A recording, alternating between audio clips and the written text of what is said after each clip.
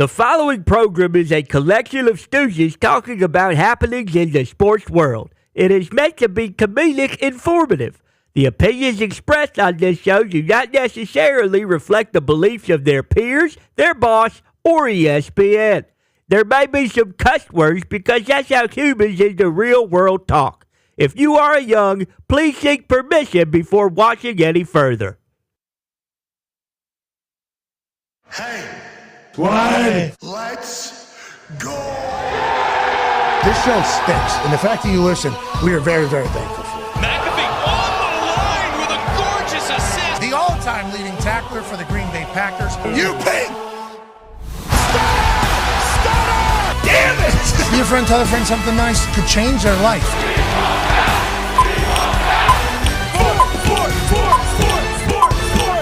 Hello, beautiful people, and welcome to our humble abode, the Thunderdome, on this Overreaction Monday, August 19th, 2024. This program starts now. Football is all the way back. Football is happening all weekend. We watched all of the preseason games so that you don't have to, and we will be going through all of the highlights. Some teams have immense hope for what the season should look like because of their preseason performances. Some teams have lost all hope on what this upcoming season will be. Are either of them right? We have no idea. We shall see. Does preseason matter? We have no idea. We shall see. But we have seen some spectacular things already happen. We'll run through all of those. We'll also have Bill Belichick on the program today in about 15, 20 minutes or so. We'll have legendary head coach of the Pittsburgh Steelers, Bill Carr, join us in the second hour. And we'll obviously be chit-chatting about everything happening around the sports world. End of the week, we're in Ireland. Oh, baby.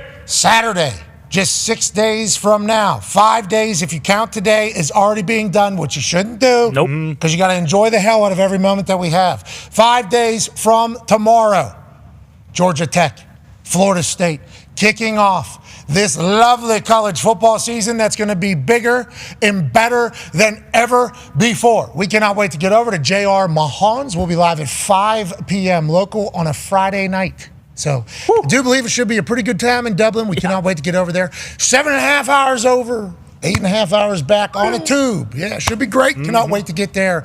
Allegedly, the reaction has been very positive, and it should be a packed house. I cannot wait for that. And then obviously the game, and shout out to Ireland being great hosts before we even get there. Yep. The Talks Table is here at Boston Connor, at Ty Schmidt. Great shirt. They're back in America. Panda diplomacy's real. Yeah, thank you very much. Don't know about that, but I just figured, green. I think it's a green week. We're going to Ireland. Might as well celebrate it the entire time. I cannot wait. I think you taught right, though. Yeah, I mean, I don't really give a shite about many of the...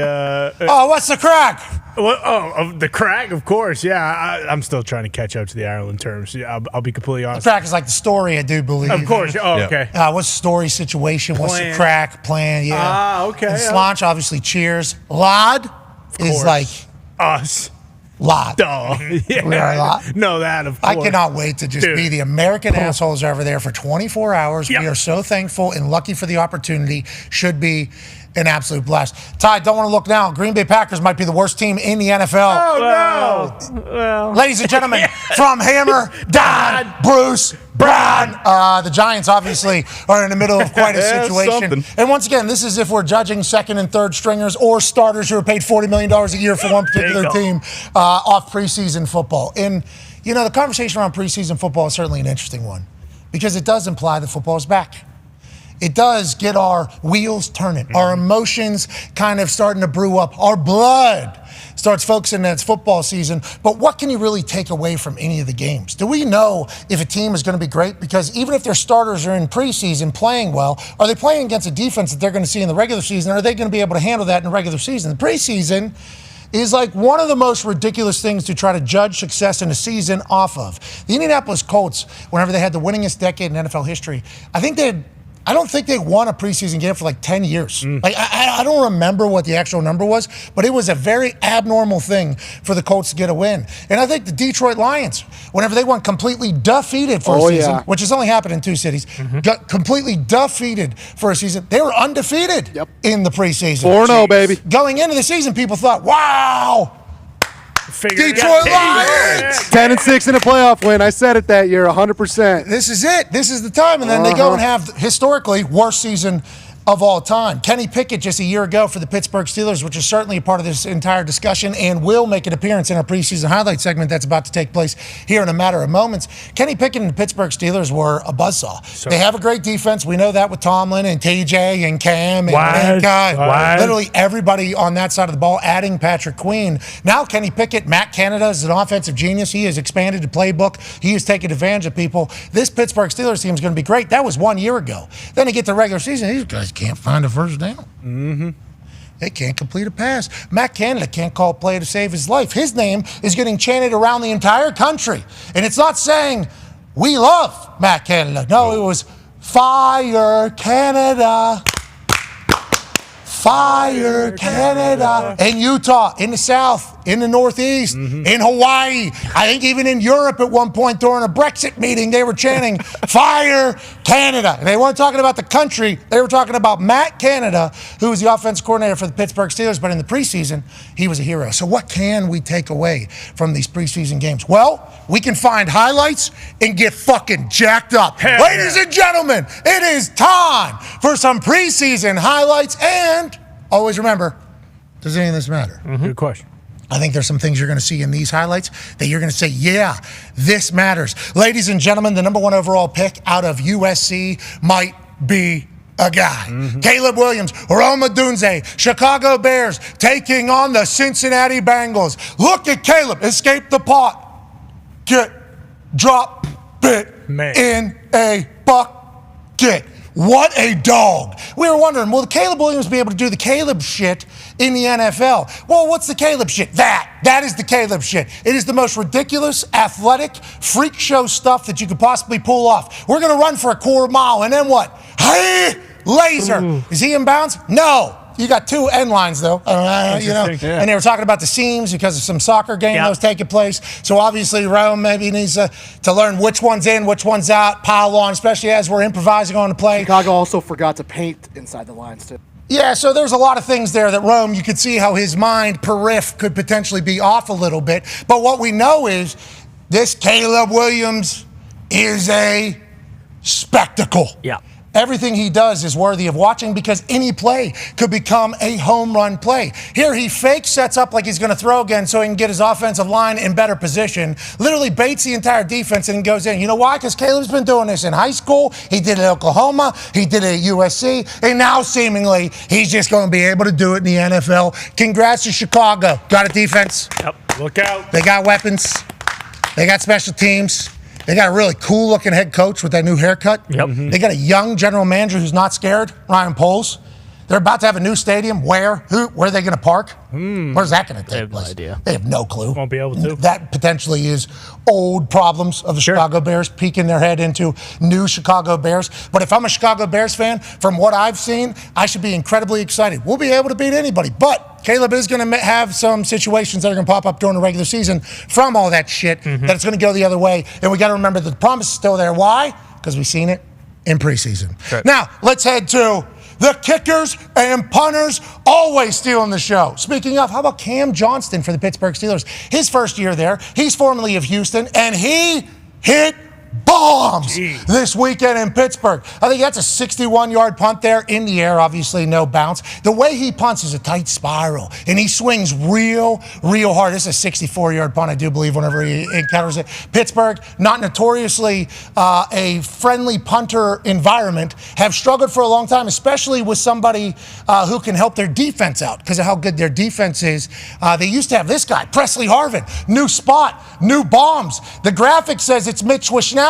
Wrong. Oh, that's Presley Harvin, who just got signed earlier this week. First punt with the Niners. Ooh. Hey. New face, new place, new balls, new pins. Maybe Presley Harvin has found his home with the San Francisco 49ers, even though Mitch Wishnowski is a phenomenal punter. So Presley Harvin has earned himself a job, hopefully at another place, because I'm a big fan of his, although every single punt in Pittsburgh was not great, so he didn't set up the defense all the time. Maybe he has a new home in San Fran, and Cam Johnson becomes the guy that they're going to need. Let's go to some rookie kickers. Hey, how about that guy from the UFL, Jake Bates? Sure. He was kicking for the Detroiters in the UFL. He was hitting 60-yarders all season, and we wondered, is this guy going to be able to make an NFL team? Is this guy going to get an opportunity to do his thing?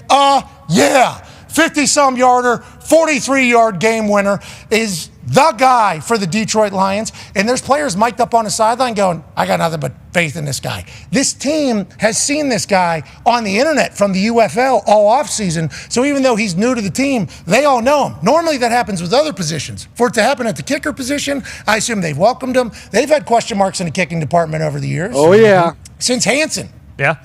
Hansen was there for 50, 60 years. Hansen and then Prater, and then it's been a toss-up since. And now this guy in Detroit for the UFL, potentially going to remain in Detroit. Good for the Lions. Good little story. Now, long season, though, on that leg. Goes from UFL Yep. right into preseason here, training camp, into season.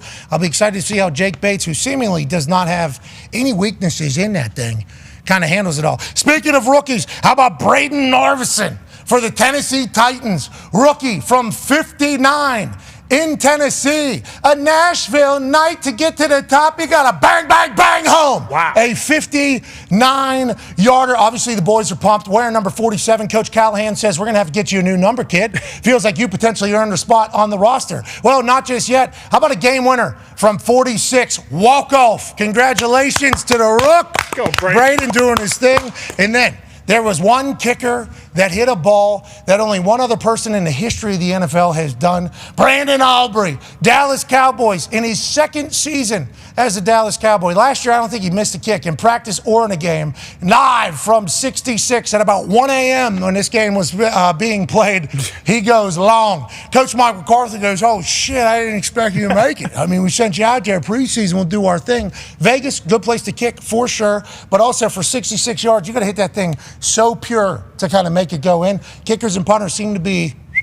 And if you think about Justin Tucker hitting a 68-yarder last week, look for showtime out of these kickers this year. I can't wait for it. Now, speaking of showtime, let's go to Patrick Mahomes. Here we go. The highlight of the weekend, ladies and gentlemen.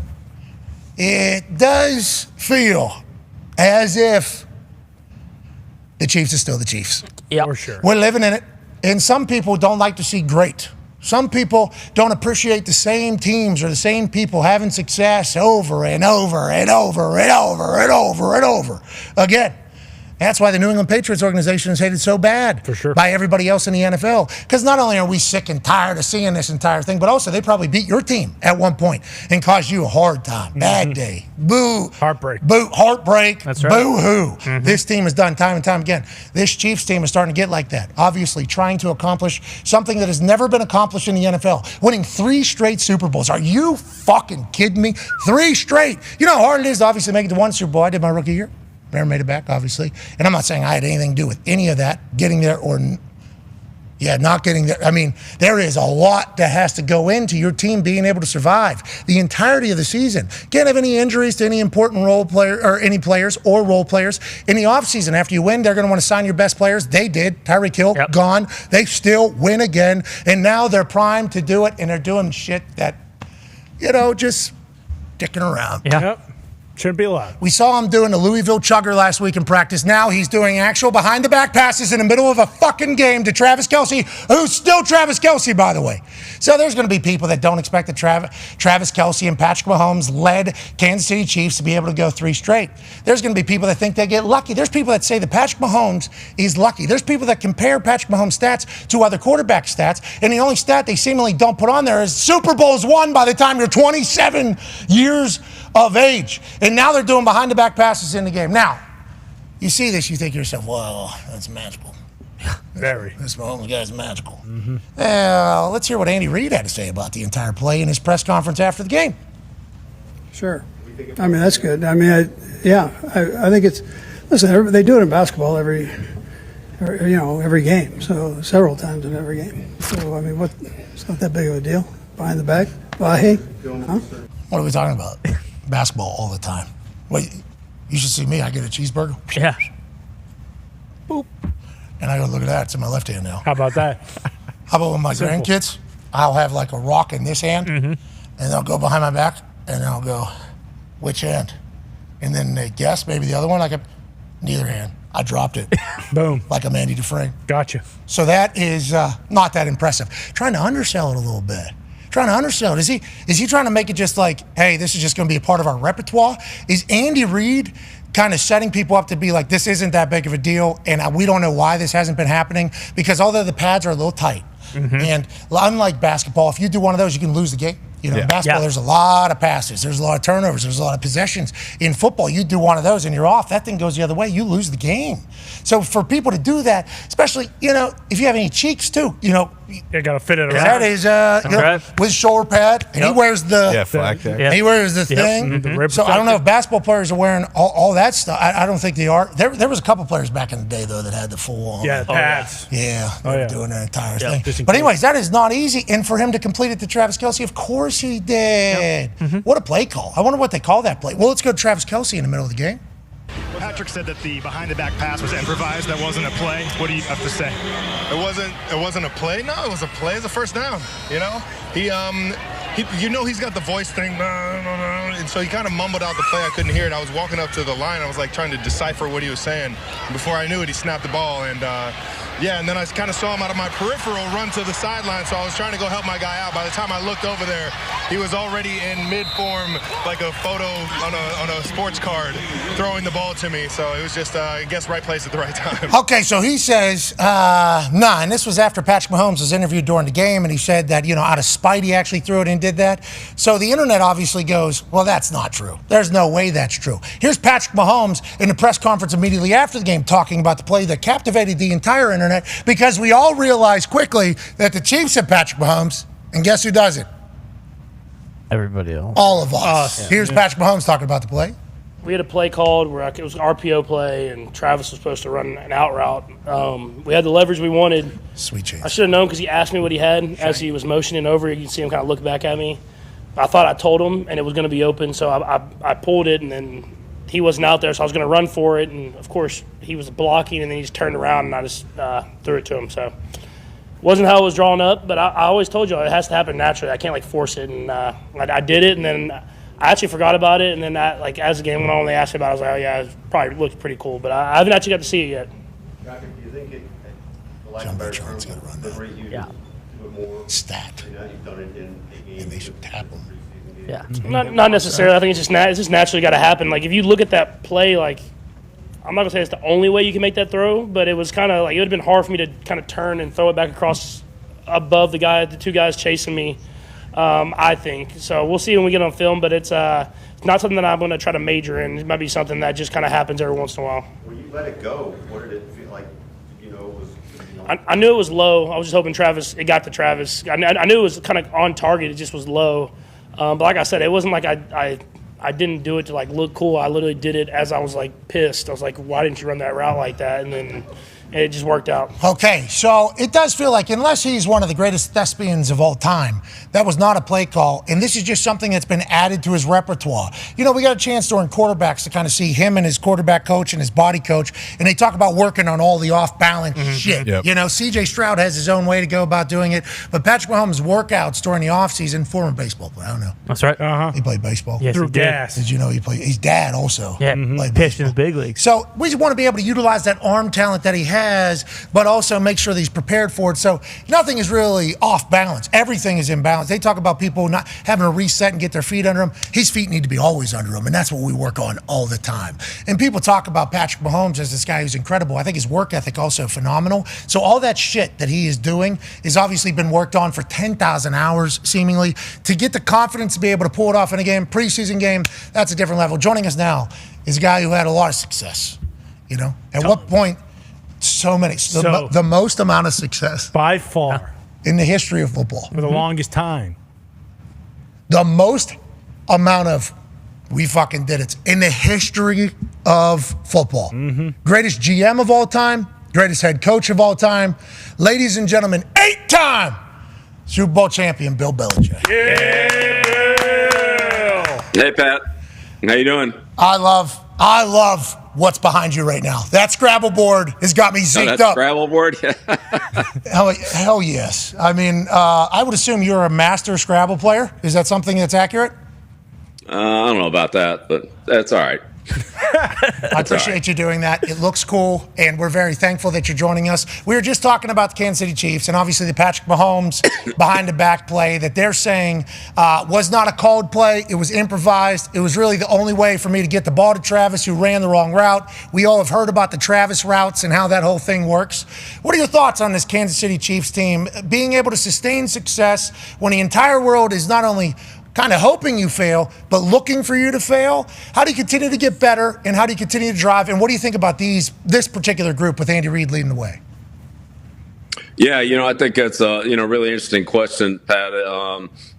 Let's see. Let's start on offense. It looked to me like they wanted to play Worthy with Mahomes, and Mahomes gave him a bunch of targets. Got him on that first flag route, and then an under route. They ran a reverse to him, things like that. So it looked like it was let's get some timing with the receivers, with Rice, with Worthy, Kelsey for a little while in there. And I think that was for the quarterback and receivers just to get work under, game conditions, not just practice. And so I think that was the purpose of it. Then, Andy let, the rest of the guys play throughout the game. But I thought offensively, it looks like it's just going to be an effort to get the young guys, timing with Pat so they're ready to go early against Baltimore. Obviously, they have the big opener there. I think the bigger issues are going to be on defense. They couldn't turn the ball over. Look, they played very well in the playoffs, so that's where it counts, and that's the most important thing. But overall, as a team, run defense, turnovers, I think that's an area that they're going to want to improve in, and I just think it's going to be tough this year. They're a good team. Don't get me wrong. I'm not saying that.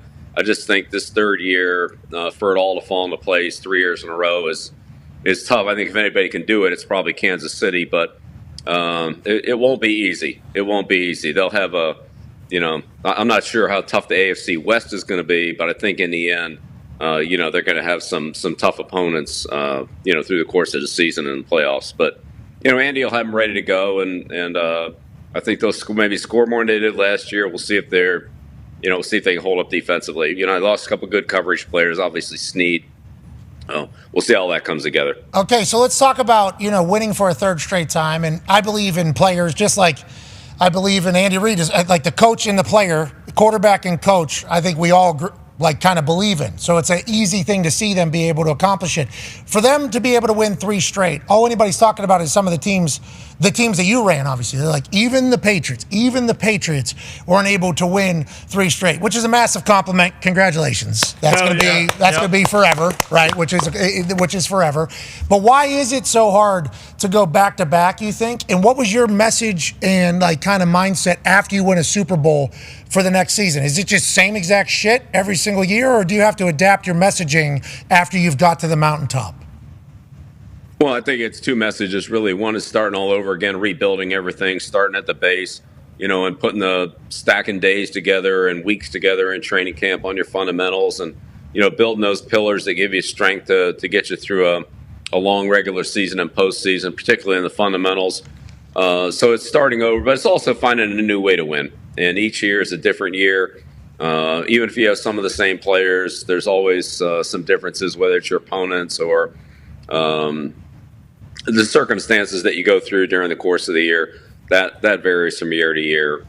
So we'll see what Kansas City's challenges are this year. Whether it's a fast start and maybe they'll dip in there or vice versa. I mean, who knows? But it'll be there. I do think one of the biggest things they have going for them is, great leadership from the quarterback. I think Mahomes is, the hardest worker on the team, which is a great thing to have. We had that with Brady, so nobody slacks off when the quarterback doesn't slack off. The receivers, the offensive line, and the defense, puts a lot of pressure on them. I'm sure the practices are very competitive. So, 2 most important people here, obviously, are Mahomes and Reid, and they're really good. But, that play you're showing right there is a good example of Mahomes. Trying to get the ball to, his timing with Worthy and, see how that works out. Then, Wentz ended up hitting him for a touchdown pass. But there were 4 or 5 targets to Worthy and to Rice in the game. And I think that was important for Mahomes to get that. You talking about, Patrick Mahomes, and I don't know if it was Travis who was talking. Somebody talked. Maybe it was Tom Brady. Peyton. I think it was Peyton, actually, that said Patrick Mahomes is okay with Andy Reid coaching him. and like he needs to be coached, and he accepts criticism in heart, and so everybody on the team sees that, and obviously it is being immediately compared yet again to your relationship with Tom. And you mentioned about how Tom was your hardest worker. He was also a guy that was willing to take coaching. Now, at what stage did you know that he was going to be different than most superstars, and how fragile almost some superstars can be, especially whenever they've been coddled their entire lives, which quarterbacks have been, high school, college. Now, I know he was backup 199 and everything like that, but quarterbacks have been lifted up since they're kids pretty much if you can throw a football, and then still having the mental toughness to be able to be coached. When did you realize that with Tom? And you acknowledge, obviously, that that is a massive piece of the entire culture builder in there as well? Yeah, absolutely, Pat. Well, look, Tom's one of our hardest workers as a rookie, and he didn't even play. We had a lot of rookies on the roster. We didn't have any salary cap space, so the team was filled with rookies. And he would take those guys out extra after practice and run through the plays and that type of thing. But he really improved a lot in obviously 2000 to 2001 when he beat out Heward for the backup spot. Then from 2001 to 2002, even though the team wasn't as good, I thought Tom took strides as a quarterback, 2003, 2004. So, I think, look, he improved every day for 20 years, but I think the biggest improvement came in the first 4 years. But he continued to work. And again, the big thing every year was, who are the receivers, who are the tight ends, who are the run backs, how can I make them better? When you get guys like Gronkowski, that's different than Dan Graham and Watson and some of the tight ends we had before that. And we had different receivers, like Randy Moss, to Edelman, to Troy Brown. I mean, those guys are all good, but they're all different. And so how do you learn to use those players? And I think that's one of the things that Mahomes does really well is he knows what his players can do, how to get the most out of them. And I think, having Pacheco healthy and being able to have a good running game there, really gives a good balance to the offense. That kid's tough. He runs so mean. High knee. Just through. There's some people, and I think Kyle Brandt, Angry Runs, obviously highlights it. But as a person who potentially had to accidentally tackle people, for a living, it was like there's some returners that, like, the way they ran on film, it was like, okay, we can kind of do the, if we need to. Then there's some people, the way they run, it's like, oh, they're attacking me. They are going to be attacked. Pacheco has been that since what? Rookie? I assume Rutgers as well. Right, he's been that since the very, very beginning. Fun to watch. Last year, they said they relied on the run and the defense. That was new for Patrick Mahomes. He even acknowledged that midway through the year. Now they got Coach, they got better somehow. Now on defense, I know they lost their thing. Now let's talk a little preseason football. Ty Schmidt's got a question for you, Bill. Yeah, Coach, we talked to you last week about this, and then we've been talking about it as we've been watching the games, which a lot of these teams, we're seeing the 2s and the 3s on either defense or offense, and some of the games haven't been very competitive. They've been blowouts. At what point do you realize when it is all 2s and 3s going like, oh, wow, we might not have the type of depth that we're going to need this year? And at this point in the preseason, is there any way you can remedy that before the regular season starts? Right. I think those are good points. But really, I think you just got to take a very close look, and each coach knows his team well. Sometimes the players are good enough, but collectively they're not playing well together for some reason or another. Maybe it's the amount of reps they've gotten together, or just the execution of that particular group. But individually, you have some pretty good players. Sometimes you're lacking a couple players, and if you're light at a certain position, that can show up pretty quickly in a preseason game. Tackle against defensive end, or center against defensive tackle, or receiver against a corner, or vice versa. So those mismatches don't occur as much during the regular season. I think you just really have to take a good look at your individual players, who they're playing against, and then if there's a reason why the overall execution of the offense or defense isn't good, it could be player related, or it could be communication and scheme related. And a lot of times that happens on defense in preseason games where you just don't cover the patterns properly, or have the right adjustments, or maybe you don't even have very many adjustments in the game. So it really depends. I wouldn't think there's just one answer to all those questions. It's a combination of things. It's really how well the coach and general manager make and evaluate their team, very specifically to the combination of people they have out there and who they're playing against. So you walk over to the mirror and say, all right, Coach Belichick, speaking as General Manager Belichick, and you guys just kind of figure out what you need. Was that Nobody will be able to do it again, you think? Why, you being coach and GM, why are you, and this is me asking you to talk good about yourself, which you won't do. So this is going to be, we'll learn as the season goes here every Monday on how I should set up questions here. Look, I would just put it this way. You need two people to run a football team and then a lot of people underneath them. You need a personnel person and a coach, right? However that works. And that could be a general manager. The titles really are, they could be whatever they are, but somebody's got to run the personnel and somebody's got to coach the team, and nobody can do both. It's too big of a job. Actually, either one of those jobs, you need a lot of good people to work with you. Ultimately, somebody has to have the final say. It's either the head coach or the general manager, the personnel guy or the coach, however it is. And then whichever one doesn't, then the other person works with them, or, you work collectively. But at some point, somebody has to have the final say. Usually, my experience has been there's not a big discrepancy in those decisions. Most everybody's on the same page and sees it the same way. But occasionally, somebody has to make the final say. Now owners get involved in that sometimes as well, so that's another factor. But between the personnel and football, generally speaking, I think that for the most part, I think that those people are pretty much see the team the same way, the construction of the team and the way it's developing. But at some point, one of those people, along with the owner, has to have the final say in the moves, and so that's I'd say that's how it works.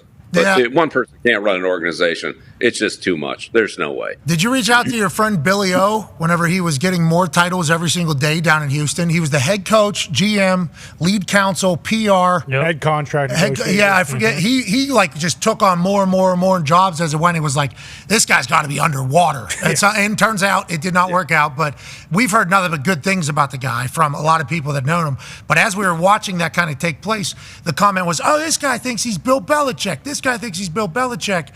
When in reality, I think some of those things were kind of just thrown on forced. I think it was an interesting situation for him.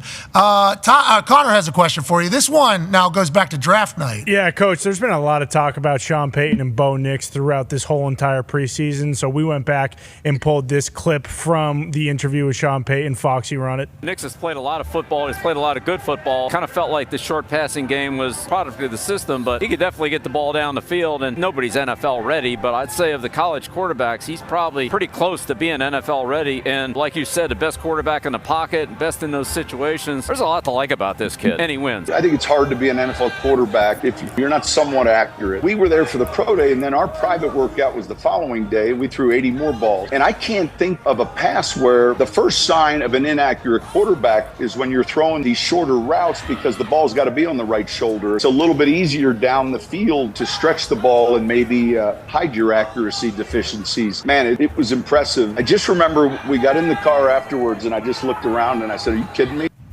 How do you feel about what you've seen so far, Bill, from Bo Nix and Sean Payton working together? And at what point do you think that they kind of do go, full force ahead? Bo Nix is our quarterback and we're going with him for the entire year in Denver.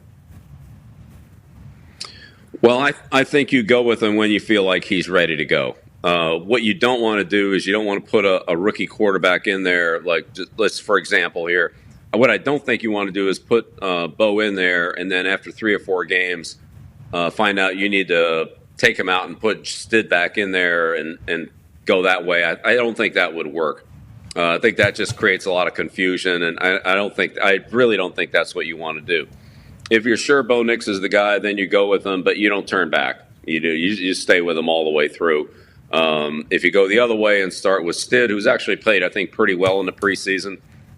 He showed some toughness scoring last week and had an interception when the ball got batted at the line of scrimmage. So, overall, I thought he's done a decent job. If you feel like he gives your team a better chance to win and you want to give, the younger player a little more chance and you don't think he's quite ready yet, then when you make that move, you're going to make it, whether it's to start the season, week 3, week 6, week 8 at the bye week, whatever it is.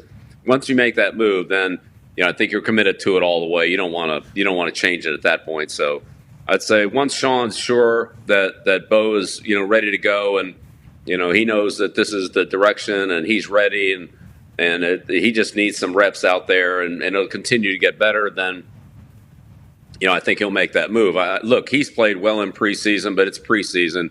The coverages are simple, but he's delivered the ball well. He's got it out on time. He sees the field well. He's done a good job of taking care of the ball. He's done a good job of extending some plays and making good decisions with the ball in his hands under some pressure. So, but again, it's against very vanilla defenses. I think how it goes in practice against both the Denver defense and their joint practices, that's part of it too. We just haven't seen those. I think. But he's obviously done a good job. I mean, he's gone in there and played, very well in a couple of preseason games. So that doesn't surprise me. He's played a lot of good football in his career. I believe in Bo Nix. Sure. He's big, he's fast, and the way Sean Payton is it seems like he's going to be durable too. Played a lot of football in college, obviously been through a lot, so it feels like he's calloused potentially through a lot of different situations, especially down there in Auburn with how that whole thing went and the whole conversation. I think those are good things as you head into the season. And it's like Sean Payton, who, thank you for booking him during draft night, while Oz the Mentalist was doing one of the greatest tricks in the history. But it feels like he's going to want Bo to do well too, right? He knows the situation that just took place with Tone's going to ask a question, but he knows the situation in Denver, right? Like, they're taking $83 million in a cap hit to move on from their previous quarterback, Russell Wilson, which Tone is going to ask you about here in a minute. But it's like I don't want to say he wants Bo. Every coach wants their players to work. But like, he feels really invested, right, in the Bo Nix selection, it feels like, from outside looking in. And are they a perfect fit, seemingly?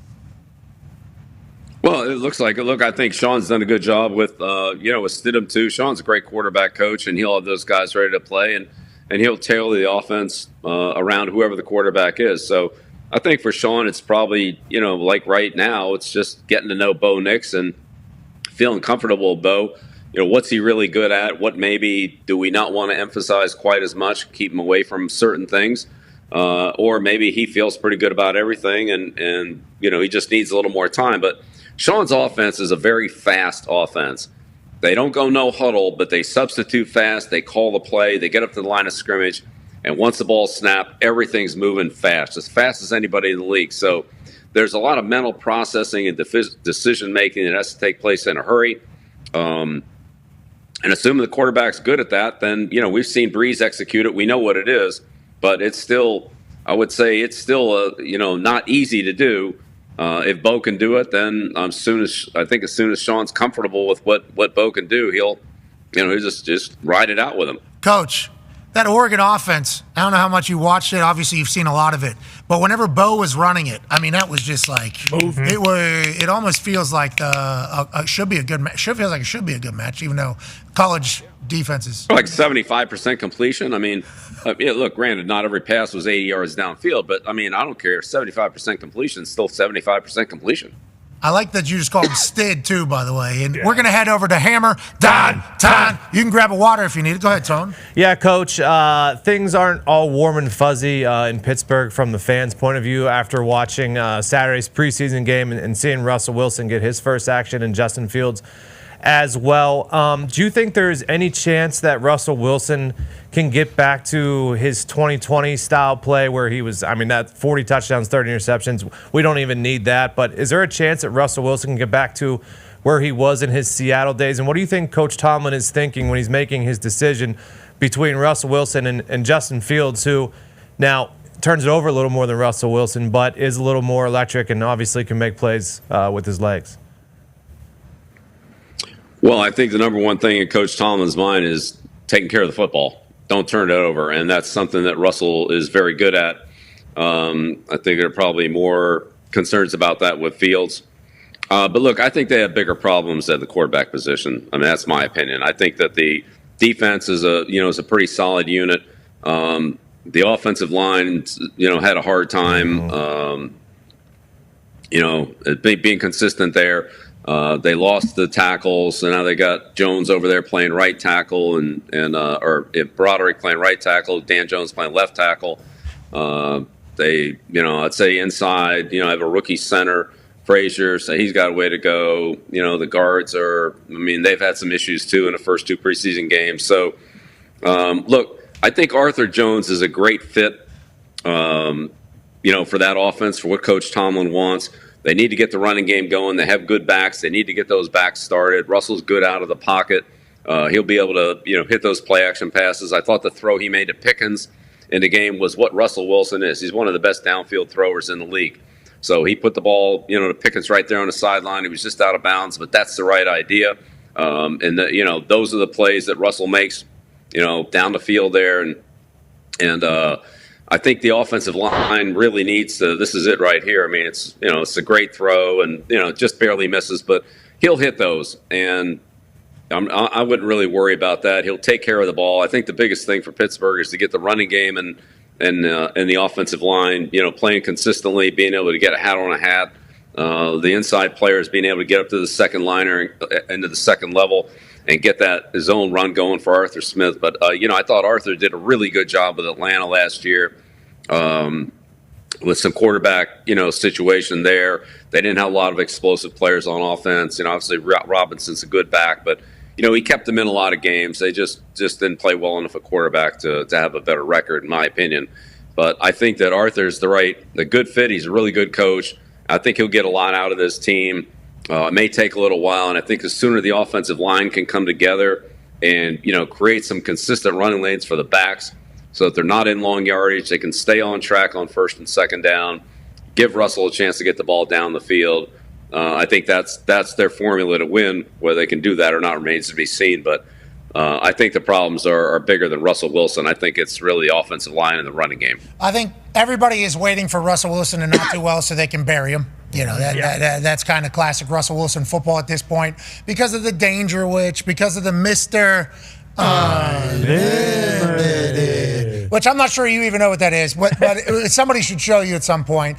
He has this personality that kind of is a movie quarterback in the NFL. Everything he says when he's mic'd up, like clear eyes, full hearts, let's go. What he's saying on the sideline, I've never heard an actual human in real life say, but I've never been on a field with like Tim Tebow, who I think is always like Tim Tebow. And Russell Wilson, I think, is always like Russell Wilson, but the way he is, whenever it's going well, people up like, hey, this is perfect. But when it doesn't go great, people want to kill him. Now, him going to Pittsburgh is good news.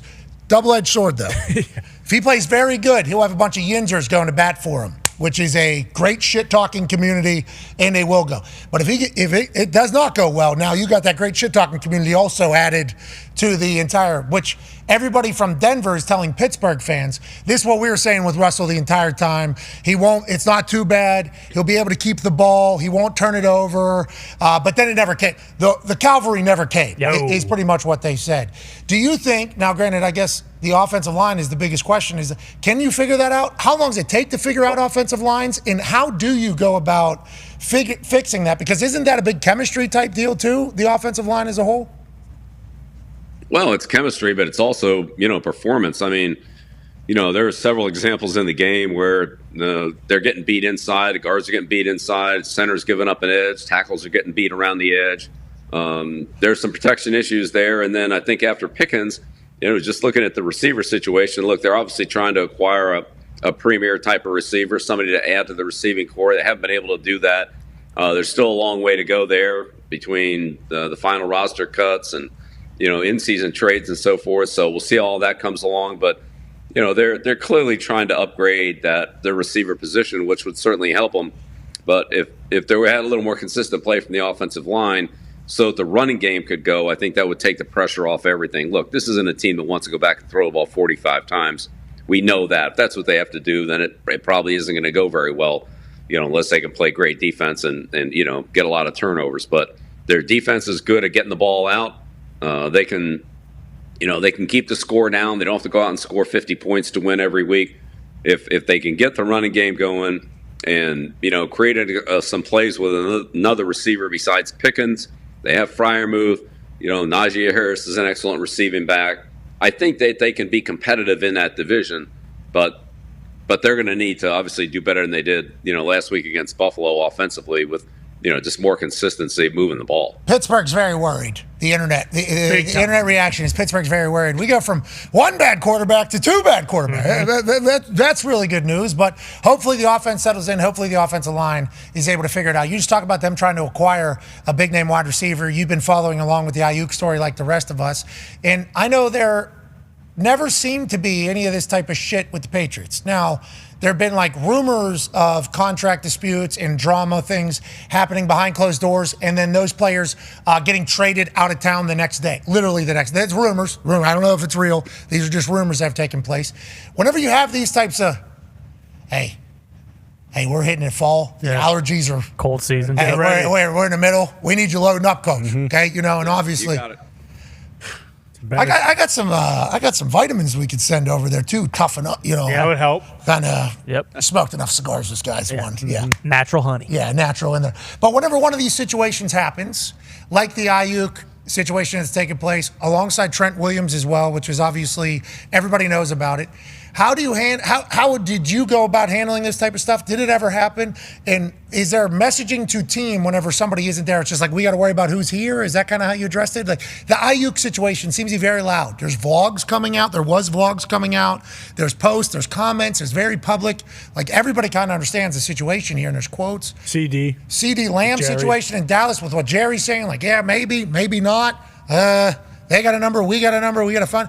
How did you handle these types of things? And do you see this happening more often now, I think, over the next few years in the NFL? Is this going to become more of a trend back again? Well, it certainly looks like a little bit of a trend now, over the last couple of years. And then this year, a little bit more of it. I think that's a combination of some of the agents. There's certain agents that, have that kind of hold-in strategy. The hold-in strategy now, because of how much the players are getting fined for not being in training camp, $30,000 a day, whatever it is. Then if they miss preseason games, if they're not in camp, then those are game checks. So the players are coming in and they're saying, they have an injury, a sore back, hamstring, ankle, whatever it is. And so they're, effectively using an injury to take themselves out. So I would say the club's options are limited. It's hard for them to go to the player and say, well, you're not hurt. I mean, that brings up a whole nother set of circumstances. And the player's not going to leave camp because of the amount that he's getting fined. Now, Trent Williams is out, but with the level of his contract, $1 or $2 million, once they finally resolve it, probably isn't going to make a huge difference. So, he's taking a little different tact, and that's what he did at Washington. So I think as a coach, you just have to, take the cards, the way they're played and try to, make the best of it. I think if the player comes in, like Judon did this last year, he came to training camp and effectively didn't practice. But Matt was going to play last year, and so he worked and trained hard on his own until we were able to resolve the contract. My position was, we're not going to negotiate with you if you're not working and you're not here. So if you leave, then that's a really bad precedent as well. If he leaves, then start giving him money. That will have everybody out. So come here, work hard. We'll talk to you. Let's see if we can make it work. What we did with Matt was something that we did with Gronkowski. We did with Rob. We did with Julian, where if there was a gap between where they were and what they thought they should make, and if we thought that was reasonable, then we put it in incentives. So you have a good year with Judon. The market was, around 20. He was somewhere around 15. I forget the exact numbers. We gave him incentives to call it 19. And so if he had the same year he had in 21 and 22, he would have made the 19. Unfortunately, he got hurt, and so the whole thing was a moot point. But the point is that I think you try to find a way to compromise, sometimes incentives, or maybe it's a new contract. I think at Matt's age last year, the new contract, plus he had 2 years to go on his contract. So that's another one. We didn't renegotiate with Gilmore with 2 years to go on his contract. We didn't renegotiate with Judon with 2 years to go on his contract. I think when you start renegotiating with 2 years to go, again, you could have 15-man parade coming in there with 2 years to go that want to renegotiate. So our position was always do it the last year. And so, if it was 2 years, then we try to find another solution rather than renegotiate, so we didn't have the 2 year precedent. So those are some of the things that we did. I'm not saying those are the answers. I think every situation is different. Every team is different. And I think ultimately the team has to decide what they're comfortable with and what they're not. I think the Cincinnati situation is interesting. Higgins came in there, signed his tender right away, basically said, hey, I'm playing football. I'm going to go out there and have a good year. And Jamar didn't take that same, approach, similar situation. So it's, I don't think there's any cookie cutter deal here. Each guy and each agent has their own, strategy for what they think is best for them and their player. Again, I think when you start at the top with a guy like Mahomes or a guy like Brady, who do everything to make sure that there's no issues with their contract, then that makes it, a little bit easier with everybody else, and everybody else can, respect the overall team concept and the team goals. Not saying they want to play for nothing. That's not the point. But to try to find some way to compromise to work it out. When Mahomes is out there working out hard and Brady's out there working, the other players they want to be out there with him working too. And I'd say usually it's a better solution when the quarterback's not part of the problem.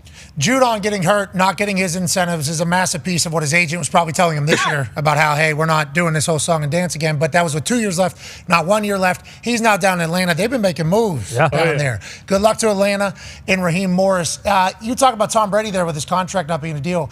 You guys almost started like the salary cap gymnastics. Do you view it that way? Whenever you moved it to signing bonus and then kicked the can down, I don't want to say kick the can down the road, but spread the money out throughout the rest of the contract. Now that became like, that's everybody's move. You guys were doing that for a long time because when it was first getting announced, it was like Tom Brady, hero, is taking his entire salary and getting it on one day instead of getting it throughout the entire season. But in doing so, frees up $10 million, $15 million to the New England Patriots, yada, yada. You guys seemingly were ahead of the curve on that. Did that happen before you guys started doing it? And when did that become like the move? Because it feels like teams should and have weaponized that particular signing bonus to spread out the rest of the contract over the season. You guys were obviously doing that with Tom, I feel like, back in the day. Yeah, we did it a couple of times, Pat, but I wouldn't say that was very frequent. And really, we tried to we didn't have voidables except for the last year with Brady. We didn't have fake years in the contract where, the defensive ends are making $60 million and you have to cut them and things like that. And so we just didn't do that. And I think that was really how we were able to sustain our success for so long, was that the cap was managed. We were always at the cap and we pushed it, but then there were a lot of players that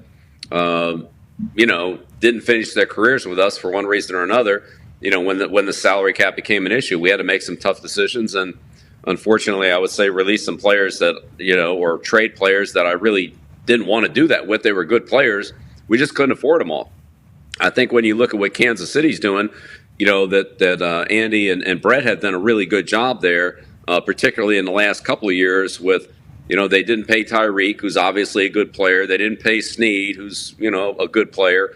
But they've drafted well and they've replaced those players. And now, even though they have some expensive players on the roster, they have a lot of young players, especially on defense. And, 2/3 of their cap's on the offensive side of the ball, 1/3's on defense.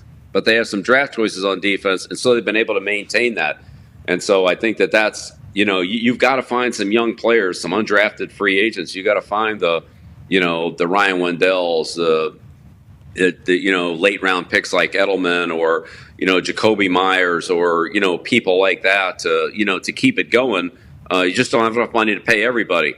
If you look at teams like Philadelphia, New Orleans, even Atlanta is starting to fall into that category too, where they have so much money pushed out that they really are, don't have a lot of flexibility going forward with, multiple free agents that are up this year, 5, 6, 7, 8 guys.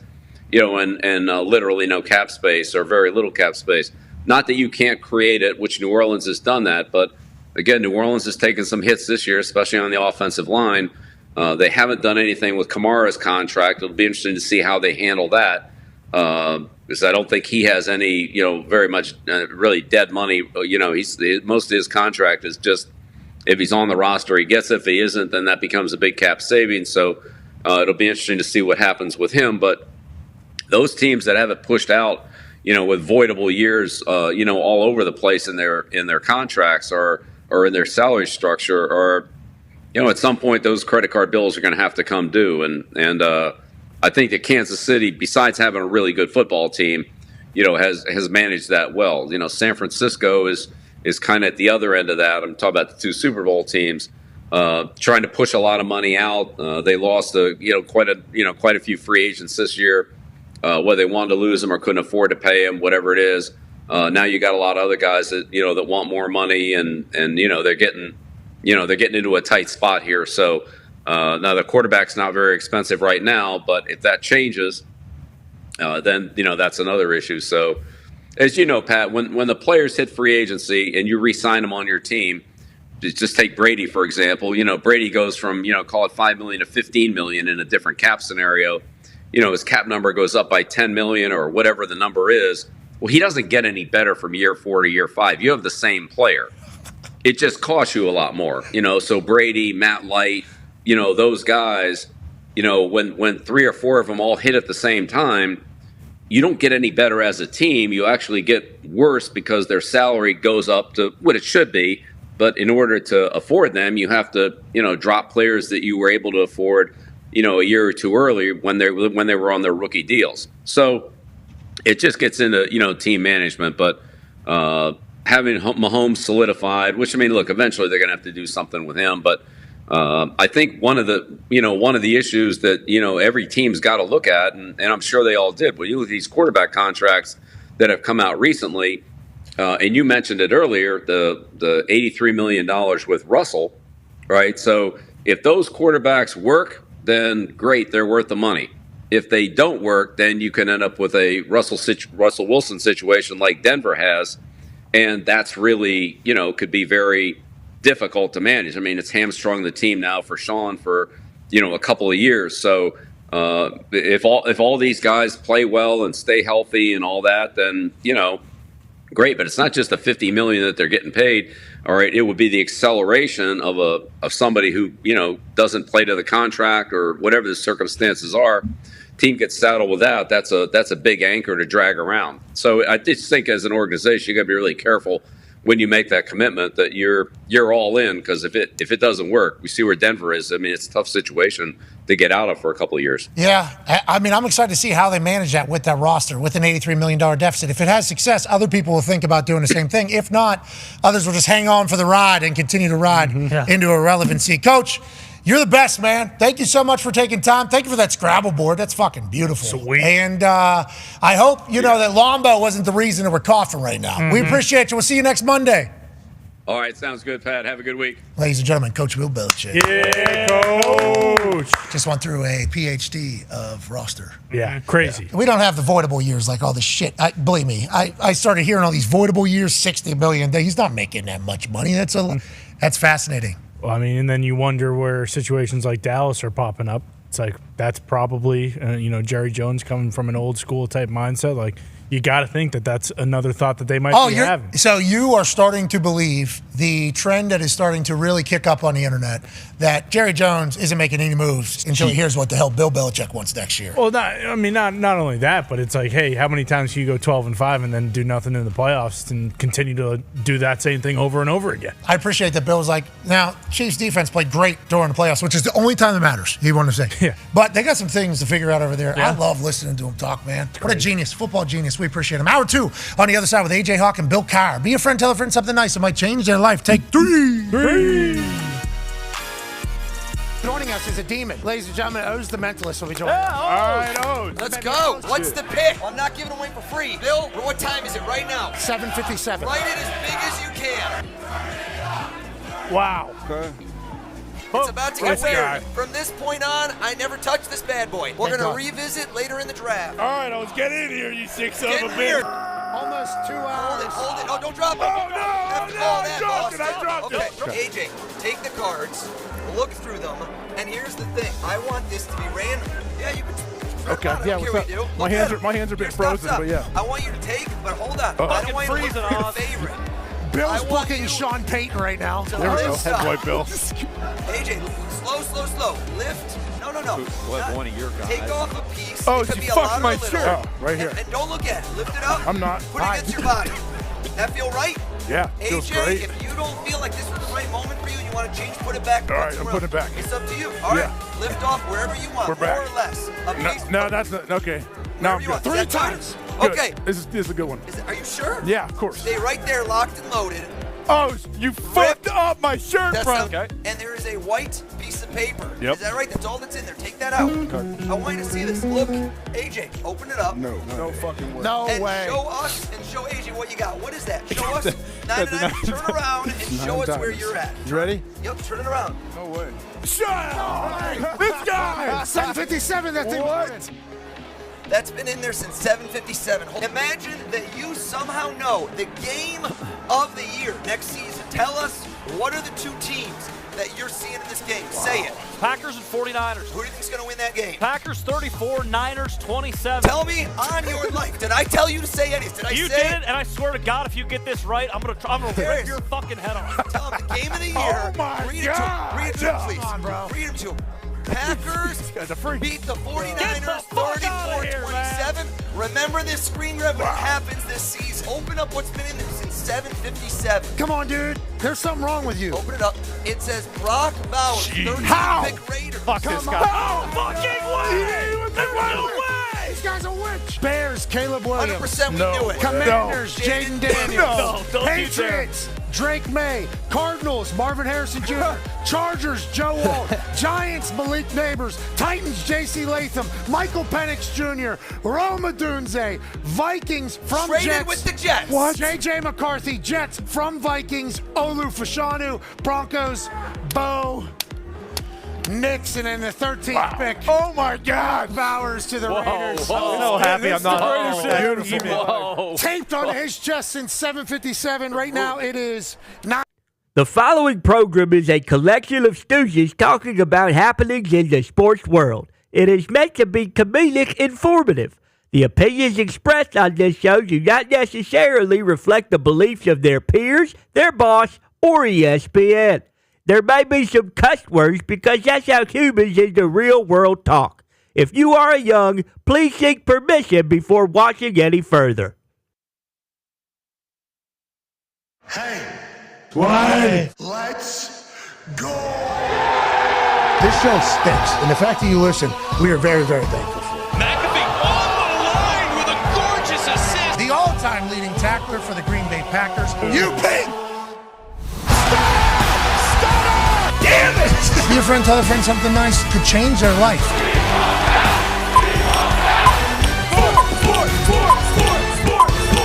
Hello, beautiful people, and welcome back to our humble abode, the Thunderdome, on this Overreaction Monday, August 19th, 2024. Outro of the program starts now. Football is the greatest. It's awesome to get a chance to chit-chat about the greatest sport on earth, American football. Hell yeah.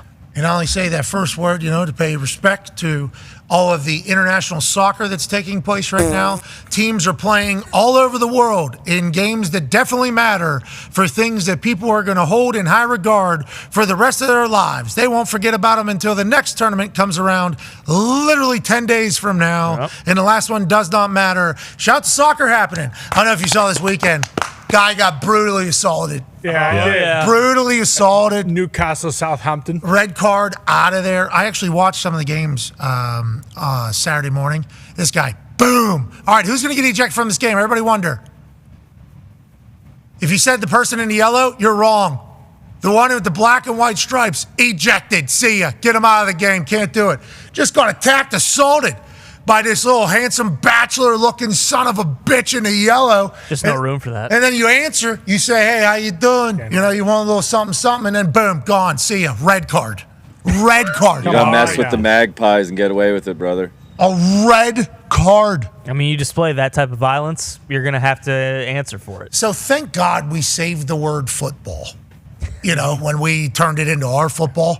But soccer's great, Gump. Soccer is great. They need guardian caps. Great start to the season. Guardian caps, guardian capes. That's going to happen, man. Guardian capes, too, for when they fall on their back. They're just playing bubbles. Yeah, maybe bubble wrap them all. Yeah. That'd be smart. Including the ball. Gump, that can't happen, Gump. That's what VAR is supposed to be for. If that gets thrown to VAR, they should fix that. Instead, they actually stuck with it. That's the problem. We love the soccer, don't we? We invested time into soccer, didn't we? We invested money into the soccer, didn't we? You know what? We Never did invest again. money into it. What? TST?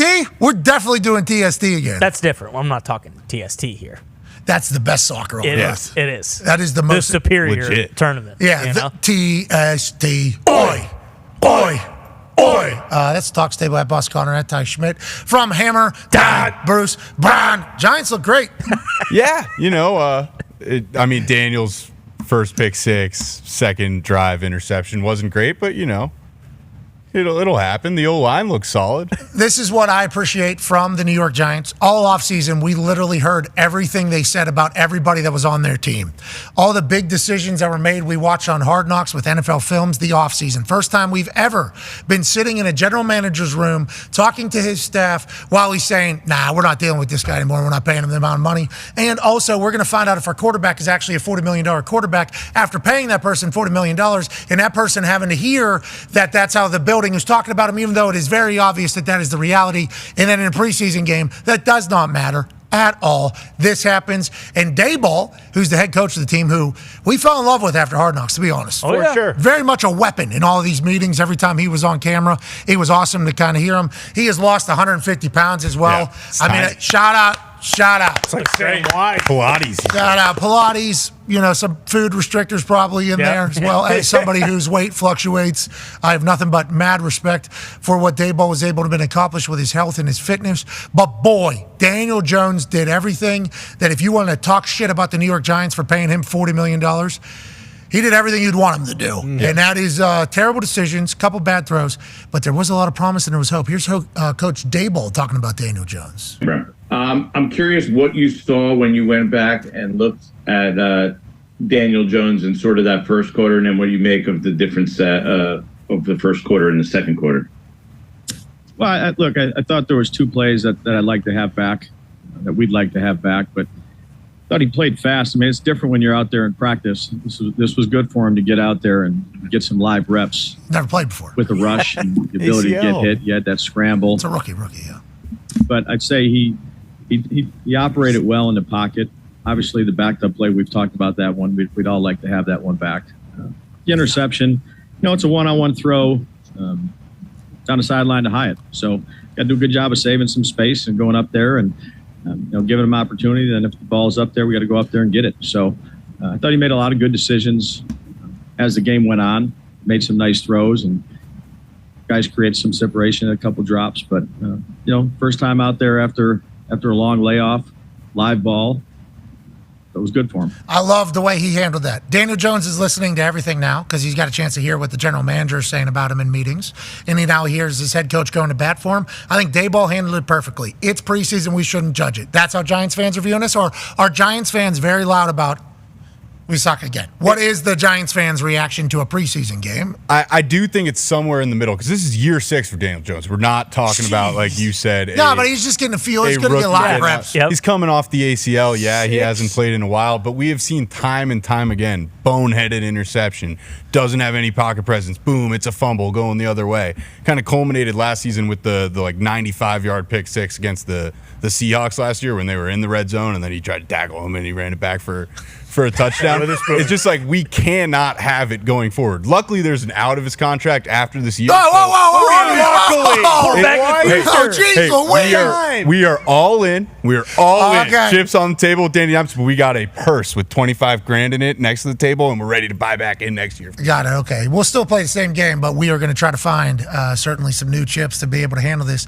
Daniel Jones, he's obviously not thrilled with the way that went. Yeah, he can't be excited, and he knows it's a preseason game, so hopefully he's able to get past it. Let's head to Hammer, Dahn, Tone Diggs. Tone, listen, whenever we're talking about these rookie quarterbacks, I know you did some research. We were talking earlier, Caleb Williams, what?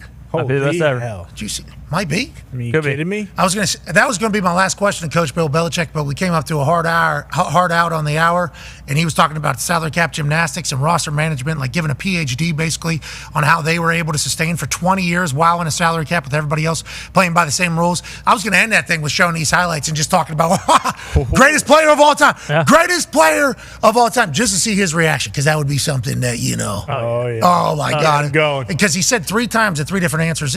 Once again, it is preseason.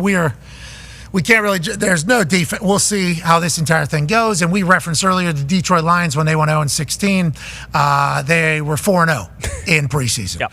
And then we've talked about teams that have gone on to win the Super Bowl that were 0-4 in the preseason. Just last year, Kenny Pickett and the Pittsburgh Steelers were unstoppable in the preseason. And then literally the only thing that was stopping was you watching their offense when they were on the field during the regular season because it was horrendous and it was very boring to watch. Rookie quarterbacks have a chance to have some success, though. And we're seeing some glimpses. Tone, you did some research, I do believe, on these rookie quarterbacks? Yeah, looks can be very deceiving in the preseason, Pat. Like you said, Kenny Pickett last year was the greatest quarterback of all time, and now he's potentially the third stringer for the Philadelphia Eagles. And now Caleb could be an outlier, okay, in this situation, like Big Ben was, who came in and went 15-0, I believe, his rookie season. And, C.J. Stroud last year. But like Caleb, Big Ben came into a great situation with a good defense and a veteran offense and things like that. But 57 rookies have started at least 7 games in year one in the last 20 seasons. They have won 41% of those games straight up. In the last 10 years, they have won 36% of the games in year one as a rookie.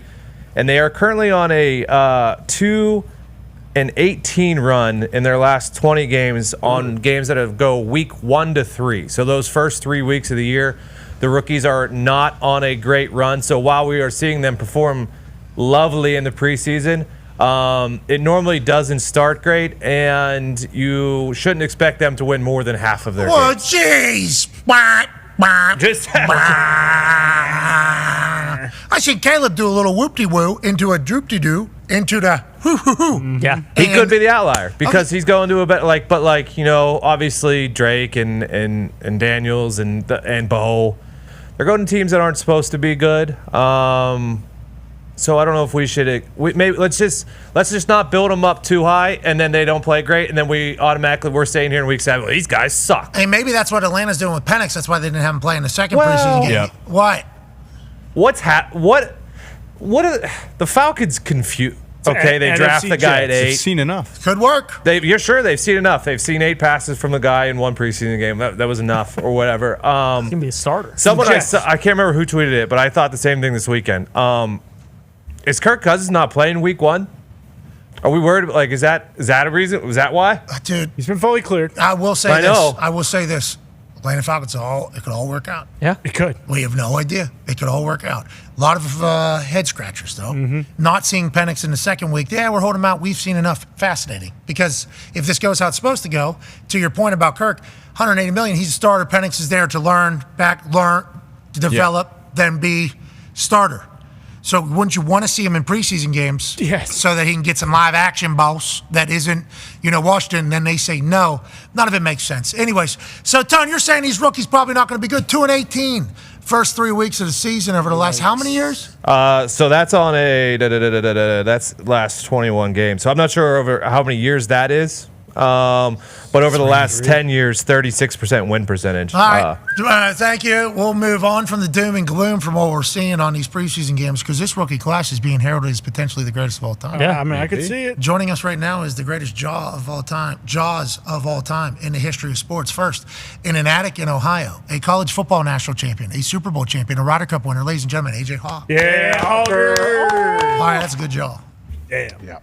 So, Gumpy, tell me why you use that VAR situation and you can't. They cannot reverse a fake headbutt and a flop. Did I make the call? That's what I'm saying. But VAR is that just video replay or is that when you say VAR? I think tennis. I think the laser lines in tennis. That's VAR. They send it to a guy watching the play on a screen or a woman. Jesus. It's just their big word for instant replay when it comes to NFL. Like instant replay, it replays everything. VAR. That's what is video assist replay? Absolutely. Video assistant referee. Assistant referee. There it is. It's another ref. Yeah. Yeah, so it's not a video assistant. So they can blame it on him. You're allowed to hit somebody from behind, but I'm not allowed to put my forehead on you. We don't think the VAR did that. We think that they didn't even go to VAR, right? They did. That was the issue. That went to VAR, and they what? kept it. Yeah. He tried to kill him. He tried to take his head off. Literally tweeted that Saturday. I was like, what are we doing? And that guy might have been sick, though. Who knows? What if that guy was sick? It could have been a bad clip, guys. They could have clipped it right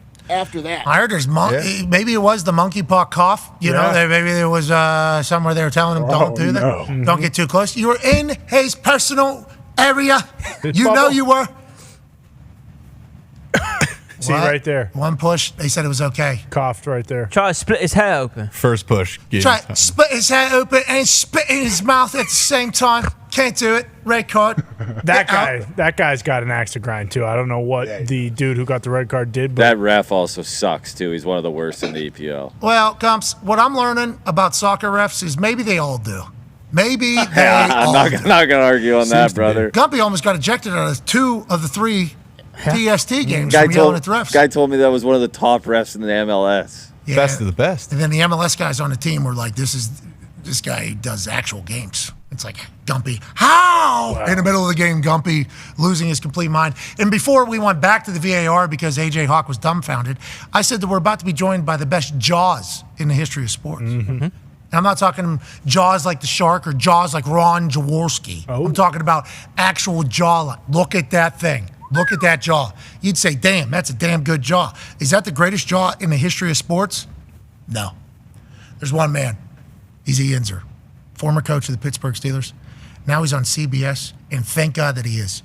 Shows up with any donut, any pastry, every Sunday for J.J. Watt, and somehow J.J. still has his 2% body fat. We need to start asking some questions, J.J. Ladies and gentlemen, legend Bill Carr.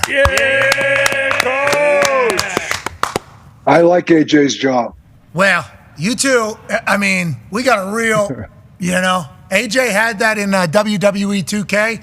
I remember when you had that in real life as a kid growing up, somebody would mess up, and that thing was your battle against the face mask of the helmet that you were yelling at. Is that how you viewed your jaw? No, I just wanted to make sure they could see my face. I just kind of portrayed it out a little bit. Yeah, but you led. So, you led with that thing. Yeah. You did. And then you'd start spitting on people. I mean, it would get going. No, I was emphatic, Pat, about what I had, the message I had to say. Passionate. That's what you need in football. Yeah. That is exactly what you need in football. Let's talk about the current football happening. Preseason football. How did you feel about it as a coach? Obviously, it was viewed vastly different back whenever you were leading the Pittsburgh Steelers versus where it is now. The future, I think they're going to be getting rid of games and have joint practices. But how did you view preseason, and how do you view it now? I think you look at the preseason, and to me, I looked at segments of it. When our starters were in there, how efficiently were we in terms of what we were able to do collectively. But I used it as an opportunity to develop young players. I get concerned about the concept of going 18-2. You say, well, the fans don't like the preseason games. Well, it's not about what pleasing the fans. Get other people. Lower the prices. It's about developing players. These are players you're going to ask to play at some point week 7, week 10, maybe even week 12, and the only past experience they're going to have playing will be in the preseason. So I want to see these guys who are in practice, what they're like when the bullets are flying, what they're like in game-like situations, who can I count on, where do I have real depth, and where do I really have minimal depth, because the only way I can really assess them so many times is in the game. You see great practice players, but you really see how they really play in course of a real live game. So to take that away to help stop developing players is a concern of mine. Joint practices are seemingly going to be the replacement for it. Do you, kind of, what do you thought? Yeah, joint practice is what? We have 7-on-7, we have blitz drill, we have 1 minute. Again, these are all situational things that you do practice, and it's great to have more people. You're going against another group. But live situational football, where you have officials backing you up 10 yards. You have the change of possession that takes place. Somebody else goes down. These are the things that you have to deal with in a regular season. Who can I count on? So I need to have these guys in live situations, knowing exactly what they're able to do, and I want to see how they respond in the game. Not how I find out how they respond in week 4 or 5 when now I have no other choice. And this guy really played, one series in the preseason? Yeah, I think an earthquake has hit a couple times in Indianapolis, down in Charlotte as well. Not in Ohio, happy you're saying. Yeah, and we don't know if it's an actual earthquake or if it's just the electricity of Coach Bill Cowher. Your screen is bouncing whenever you're going, and it is. I love it. I started bouncing with you, just team aspect. AJ left you hanging there, thinking, it's kind of that's AJ football. You know what I mean? AJ, go ahead, pal. Coach, this is for me. I don't know if anyone else cares, but can you compare what it was like when you were in training camp as a player compared to now, and how different it might be? Yeah, it's much different, honestly, just having one practice a day. I always thought about training camp of having 2 practices. And, when I was there, Dick Vermeil, it was 2 padded practices a day for an extended period of time. So, but I used to have take off the pads in the morning and kind of work specialized situations, 1 minute teamwork. And then you had the padded practice in the afternoon. So it was a 2-day was a grind, and it was like you were together. And so now all of a sudden we're doing everything in the morning one time. Are we even meeting at night? I don't know. I think you lose a little of the camaraderie, which I thought training camp was all about, was spending that time together collectively, and all of a sudden it's just you and them, and over a period of time you create a bond, you create a trust, an understanding of the guys you're lined up next to. And I think a little of that gets lost right now, Jay, in my opinion, because of the fact that we're not together, we're not asking to do so much. I love training camp, and we used to go up to Latrobe, and that was a special place. Yeah, St. Vincent's obviously. I used to go up and watch your teams as a kid, because it was free. You get to go there, you get to meet everybody. A little low five, high five. How you doing? Keep it moving. Maybe get a chance to see Chris Fuamato Mafala. Mm-hmm. You know what I mean? Yeah. Or Bam do the entire. It was Slash play wide receiver in one of the drills. Maybe it'll be a punt returner in the middle of the drills. Those were good times. Those things. And for teams, when I was on the Colts, we went. Every year we went somewhere. First it was Rose-Hulman in Terre Haute, Indiana, home of the engineers. Smart. It's a smart area there. Then we went up to Anderson University, which was a Christian, a super duper religious school. It was awesome. Getting away though is, for me, I got to sleep and hang out, and I was certainly doing a lot of this. Yeah, motivating. But I was trying to bring the energy. But watching everybody kind of grind together, it's like blood, sweat, and tears almost. It builds you. There's a certain development and a bond that can only be kind of earned through that. And I don't know if it's ever going to be gone, because I think training camp's always going to suck in football because it's a physical contact sport. But it does feel like it's all getting more commercialized. It's all kind of getting a little bit more modern and everything like that. And in St. Vincent this year, for the first time, long time, quarterback battle. It's going to hammer Dahn Diggs. Yeah, Coach. I'm not saying Russell Wilson is Mike Tomczak. I'm not saying Justin Fields is Cordell Stewart. But, you could see some similarities there if we were talking about the situation that you went through as well. What do you think about the current quarterback situation there, and what goes into Coach Tomlin's decision? And how did you know when kind of to go with Cordell and maybe a more athletic quarterback who could make plays versus, the old vet who, won't turn the ball over, but, the ceiling isn't as high as it once was? I think I look at the first 2 games. The only thing I would just say is this, I think Russell Wilson, I don't know how totally healthy, how much they really wanted to open up the offense under Arthur Smith. I think Arthur is saving a lot of these things right now. Obviously, the offensive line, Broderick Jones, I think they're trying to pencil him at left tackle. The number 1 pick gets hurt. He has to go to right tackle. Did not play very well the other day. They have to get that group to work together. But what I saw was this. If I'm Mike Tomlin, you sit there and you look at this situation, has anyone distinguished themselves? Yeah, you see a lot of the flash plays with Justin Fields, but we also see an offense that's trying to also get their feet under the ground. And I think they are going to be wanting to run the football and be a part of that's going to be a major part of what they want to do. But I think with Russell Wilson, you start the season with Russell. And I say it for this reason.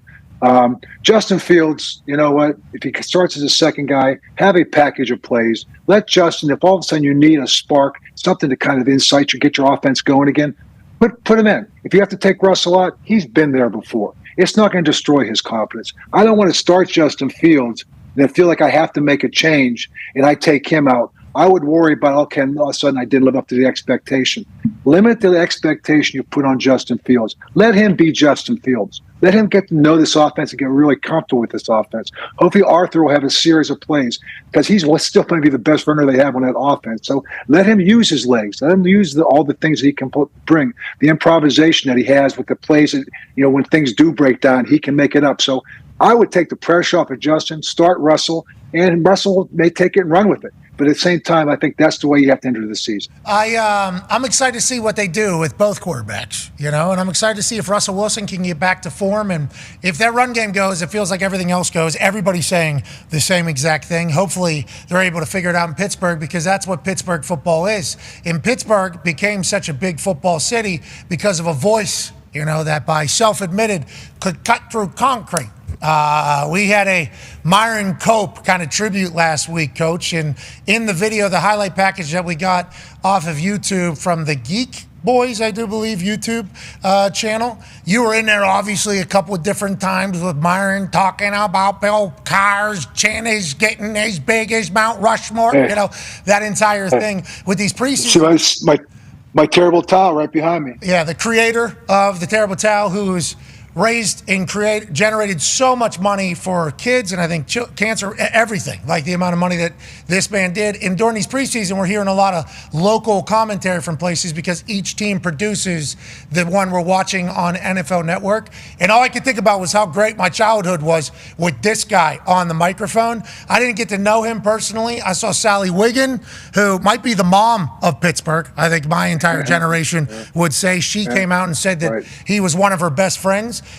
You obviously had to be very close to this man. How did you feel about, him as a human, and also these local kind of broadcasts and how they go about kind of changing the way the game is viewed completely? Yeah, you know what, Pat? It's great. I'm glad you brought him up, because I remember my first day when I went into Pittsburgh in 1992, 34 years old, named the head coach. Chuck Noll was there in a press conference the day before. Getting to everybody in the building, you walk in the building, what's the mystique of the Pittsburgh Steelers? And I'm just trying to gather and take everything in. And that evening, they said, I want you to go over to the studio. We went to go on the Myron Cope show. And I'm like, wow, I get to go on the Myron Cope show. My dad was in Crafton. He's listening to it. Probably has a head of beer, Iron City beer right there, which he did every night. We'd sit there and listen to Myron Cope. And all of a sudden, he's going to listen to Myron Cope and his son on the same radio broadcast. And that's all I could think about was, wow, how far have I come? I've made it now. I'm actually on the show, and my dad's probably sitting back there with an Iron City beer. He's listening to his son talk to Myron Cope. I go, okay, if I lose a game, I don't even care. I just made it. That's a wonderful story. Yeah. Just because every Yinzer feels the same way. Myron was a beast. Yeah. We showed the highlight of him last week, and obviously a lot of humans were introduced to him for the first time, and they're like, had no idea that weapon existed. It was like, yes, and he was that way all the time. Started out as a very, I think, established writer. I think he was like Sports Illustrated or maybe The Times. I don't know. Yeah. And then he gets like actual journalism, and then just, why would I talk like I'm trying to do a biology exam? Just absolute weapon for Pittsburgh, I think. Pittsburgh had that, and the other guy they had was Bob Prince, who did the baseball. I mean, those are two legendary guys, announcing guys. And then Lang on the Penguins with Stein, Lang. Yeah, there was. I mean, Pittsburgh is a sports town, obviously, always will be. It was nice to take a trip back in town. And during Myron Cope's highlights, it was nice to see that mustache fired up. That Yinzer on the sideline wearing the starter jacket. The Pittsburgh Steelers. Let's talk about current football a little bit here. Other topics. Ty has one for you. Yeah, Coach. Couple weeks into the preseason now, we've got the new kickoff, and I think a lot of people, especially old school football guys, have basically said hey, it looks weird. It's not football. I don't know why we're doing it. But also on the flip side of that, if they don't do it, then they're just eliminating the kickoff.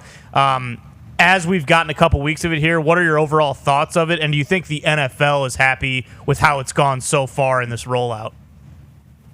Yeah, I mean, I think we have to let it play out, but I think they are very happy with it. And I think obviously we wanted to bring the kickoff return back into being a play, because that hasn't been. And it goes back to the Super Bowl always kind of is the precedent to rule changes. What we had last year, 14 kickoffs in the Super Bowl and not one was returned. It looks different, but I like it, and I like it. The only thing I would just say, I don't think the penalty of kicking a ball into the end zone going to the 30 is a great deterrent.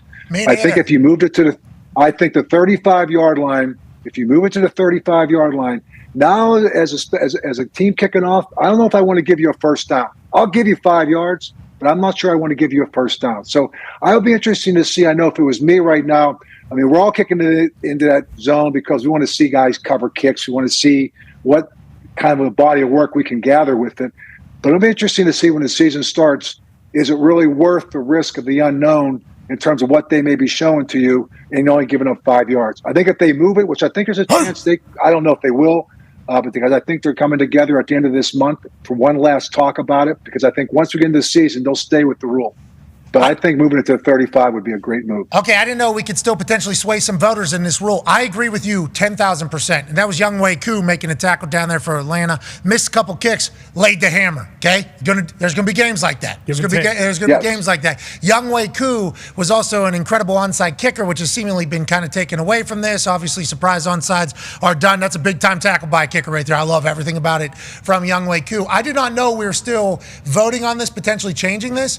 We need that to go to the 35. That was the original pitch as well. And then as they're selling this new kickoff that looks weird, and a lot of people that didn't know this was coming are like, what the hell is this? This doesn't look anything like it.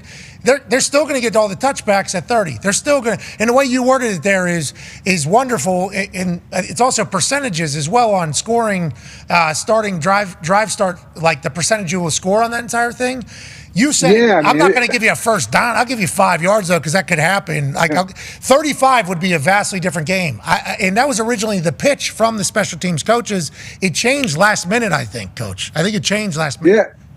Yeah. The other thing, you're talking about that tackle by the kicker. The other thing you got to look at, how about a guy like Justin Tucker? Do I want to risk Justin Tucker now being a part of this play when he's a guy that I'm going to need in week 16, 17 playoffs going down the wire, the best kicker in football? So there's a degree that you're right. The kicker now becomes an important part of that play. He's going to be involved with that. It's like a punt almost anymore. To me, it's what it is. And there's going to be a lot of back. I think you're going to use the field a lot more than you're seeing right now. There's a lot of imagination and creativity that some of these special teams coaches are talking about. I know I would be, in terms of a throwback, in terms of reverse from a frontline person, and maybe coming back and giving the ball to him. And so I think there's a lot of creativity. But again, I go back to the same thing. It's risk and reward. And to me, I don't know if I would risk that for just 5 yards. 10 yards, I think we have to talk about that now. Yeah, I wonder if they'll change it or not. Because if not, it's just going to be touchback.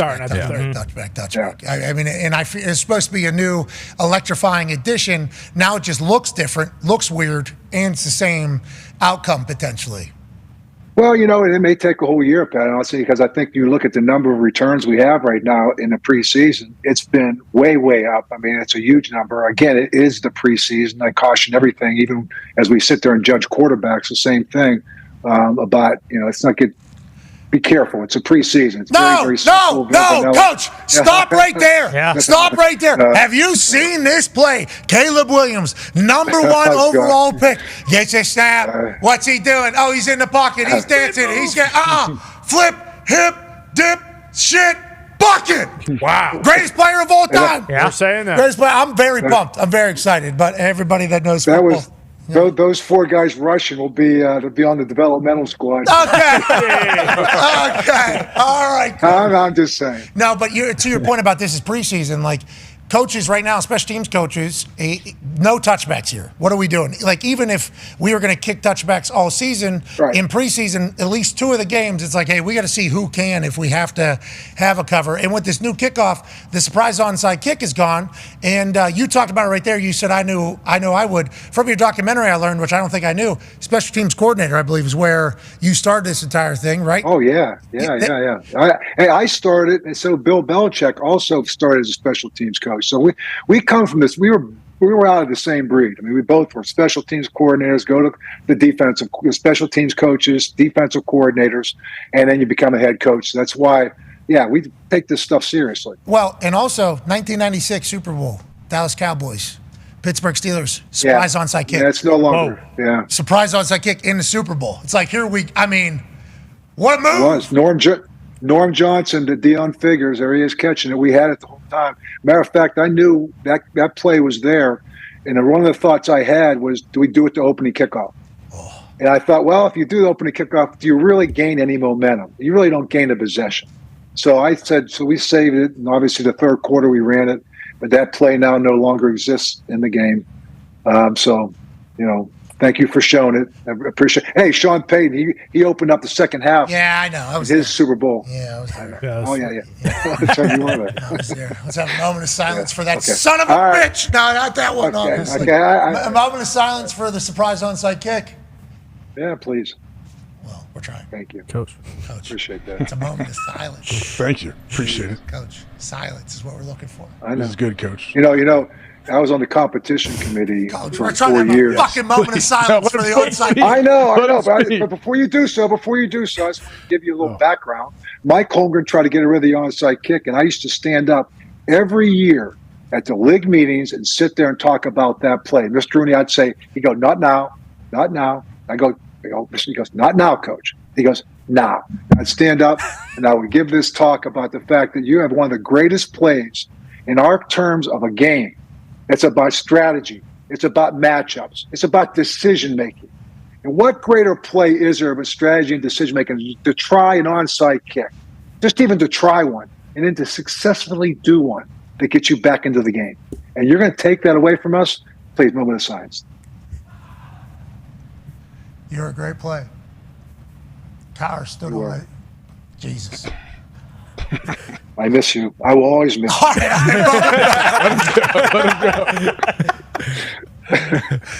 right, so you calling it in the Super Bowl was so that the next year, whenever they try to take it away, you could stand up and say, in the biggest games, in the biggest 100%. And it worked. It worked every year. So Mike Holmgren finally got his wish. To tell Mike that he finally got his wish. But I defended that play for so long. And when I just saw this new rule, and I told Roger too at the Hall of Fame, I was there for that weekend, that I was very, very disappointed in this decision. But I embraced it. I know he went the kickoff return back. We had Devin Hester go in. It was a great weekend. I think you were there. You were coming in as I was going out because Dwight Freeney, I mean, what a great group it was. And love going back there every year. Kind of kicks off this season. And, hey, we were calling it right there in the huddle. How about KG? Look at the guy. You see how far the guy was leaving? He was doing that the entire year. Can't be peeking. Hey, see the ball off the tee. See the ball off the tee. It's been said 1,000 times. I love a good onside kick, surprise onside as well. Rest in peace, honestly, and thank you for your tribute. Yes. Even though you were kind of, no, you made it. The moment of silence was not needed at the time. We needed more information. Yep. What was Holmgren's problem? Why didn't Holmgren like it, Coach? Because he just thought he thought it was a dumb play. He thought it was injury ridden. And I said, well, you know what? Like, okay, then let's do something with the end of the game when everyone's on one side and we go try to blow everybody out. I get it. From that standpoint, it was not a. Were you were on the hands team? Were you, AJ? I mean, like, no one wanted to be on the hands team, like particularly at front line. Like, you were going to get blown up. Okay, I get it. But the surprise element of that, to me, is what makes our game great because we are about strategy. It's move, counter movement. It's a great game we have, and that was always a big part of the game. So I don't know. I think Mike didn't like it because I liked it. Well, I love that. If there's those types of petty beefs happening in the rules committee, you know that happens. That's the case. Don't say that. We don't need to even get in on that because all these things that start happening, then I don't want to start diving in and judging humans. Right. Okay, yeah, thank you. No. I appreciate, though, that whenever you talk about it, you had such passion for it, and obviously you live it.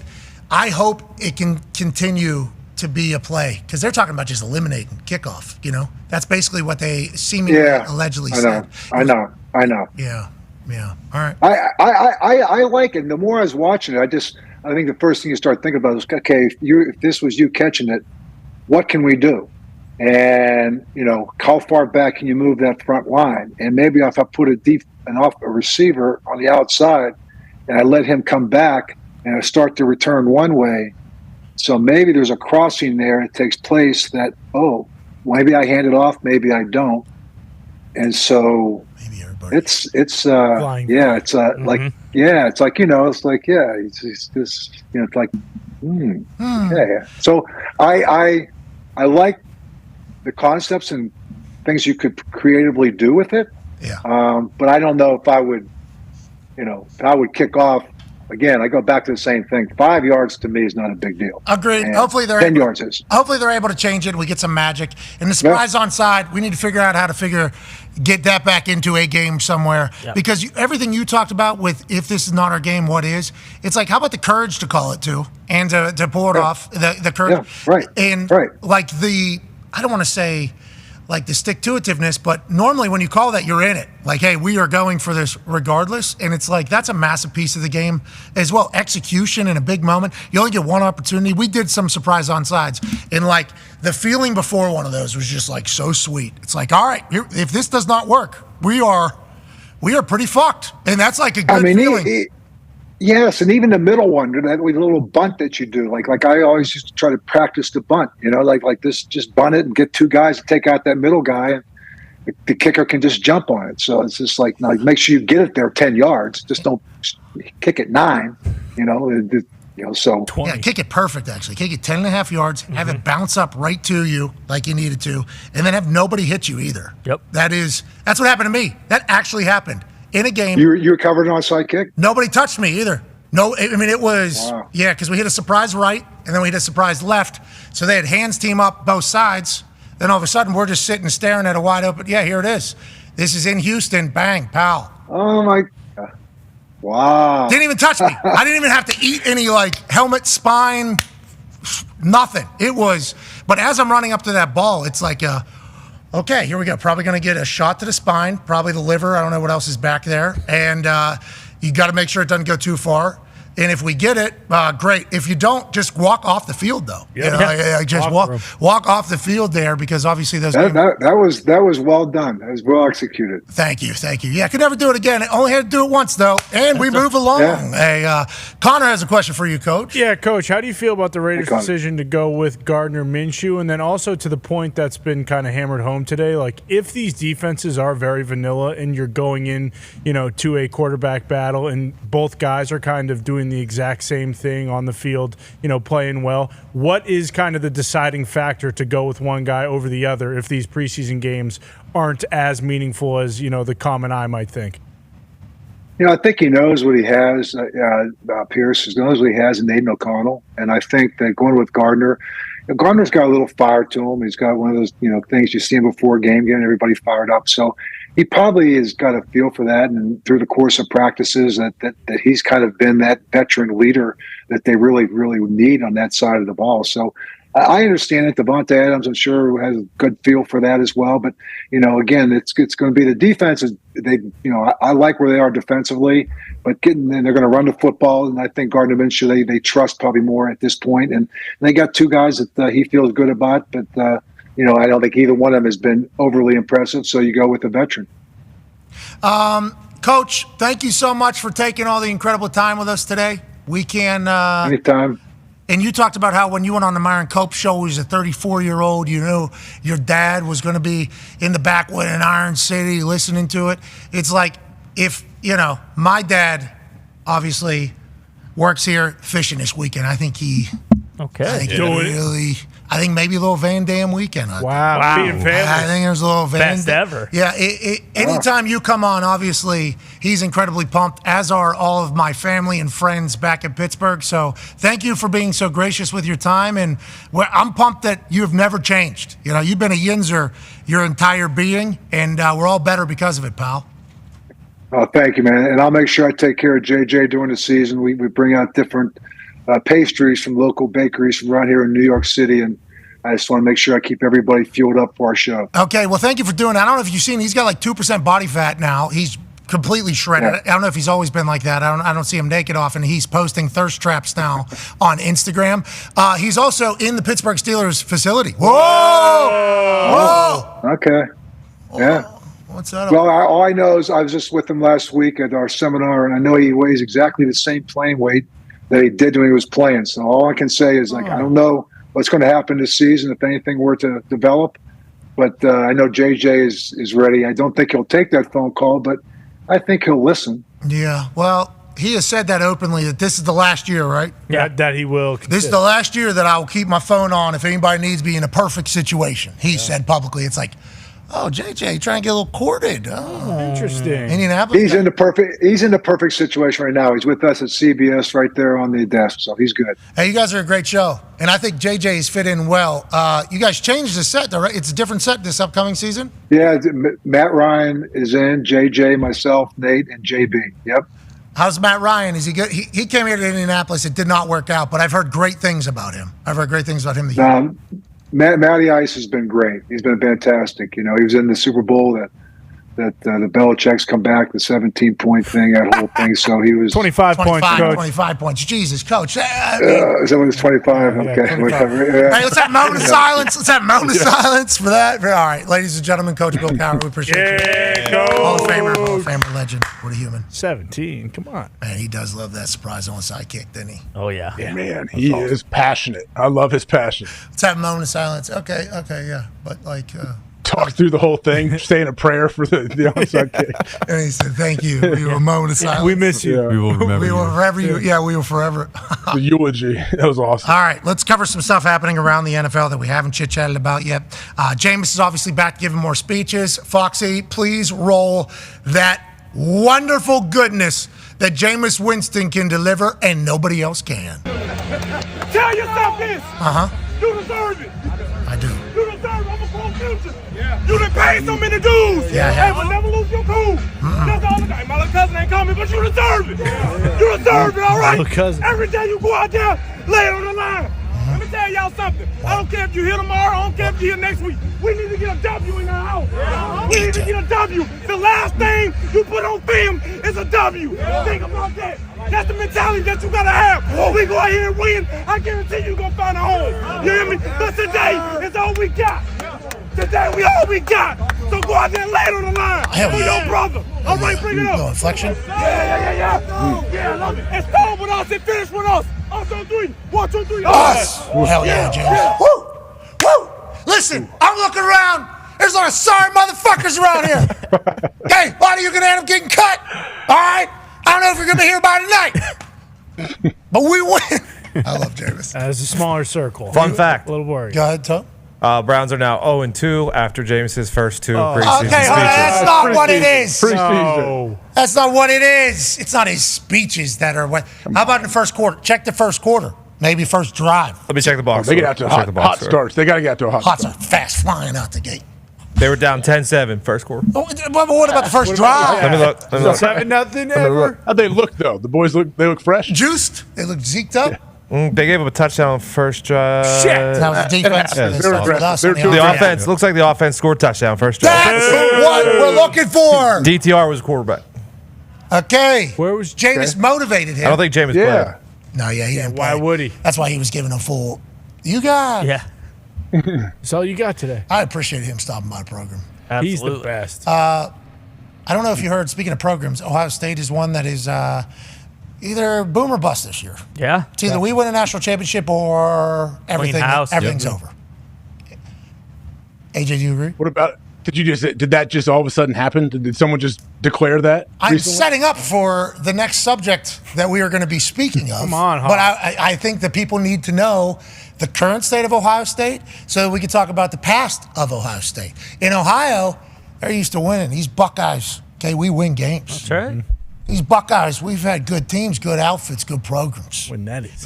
We win natties around here. You got one of these? Get you one of these. You got one of these? D-Bone. Where's D-Bone?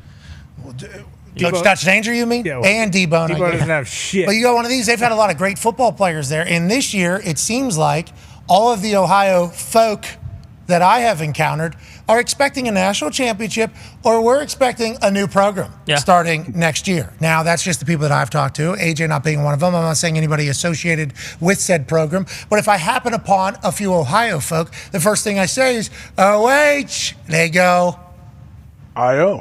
And then I go, we went in it this year? They go, we better. That is how every interaction has gone. Good? Is that good or bad? Ohio, that is good, I think, because that means your team is ready to go. In the last couple of years, obviously, you've seen a team from up north dancing all over everything. Well, one of the greats of Ohio State has never had a chance to succeed and enjoy all the things that the greats of Ohio State have in the past. AJ wins a national championship literally his freshman year. You go through all the legends. There's been some sort of Big Ten championship, Rose Bowl championship, national championship. One player who has never got to experience that because of the team from up north, Marvin Harrison Jr., was asked about where he stands in the history of Ohio State wide receivers, and this was his answer.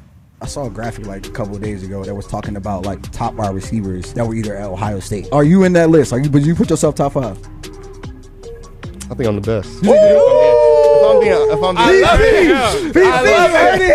love it. Look at it from a number standpoint. You do per game on a per game basis because I think Michael Jenkins or Chris Carter, they started their freshman year. Started their whole freshman year. I didn't get to start my freshman year. I started one game my freshman year. Then obviously my 2 years, I did my thing. And you look at the accolades: 2-time receiver of the year, Big Ten player of the year, unanimous All-American back-to-back years. I mean, I did it all. No, that's a fact. From an Ohio State standpoint, they always say, "Oh, you didn't beat Team North." So it's like, I mean, I didn't. I think that's a team kind of accomplishment, but that'd be the only thing you can say that you didn't do as a wide receiver.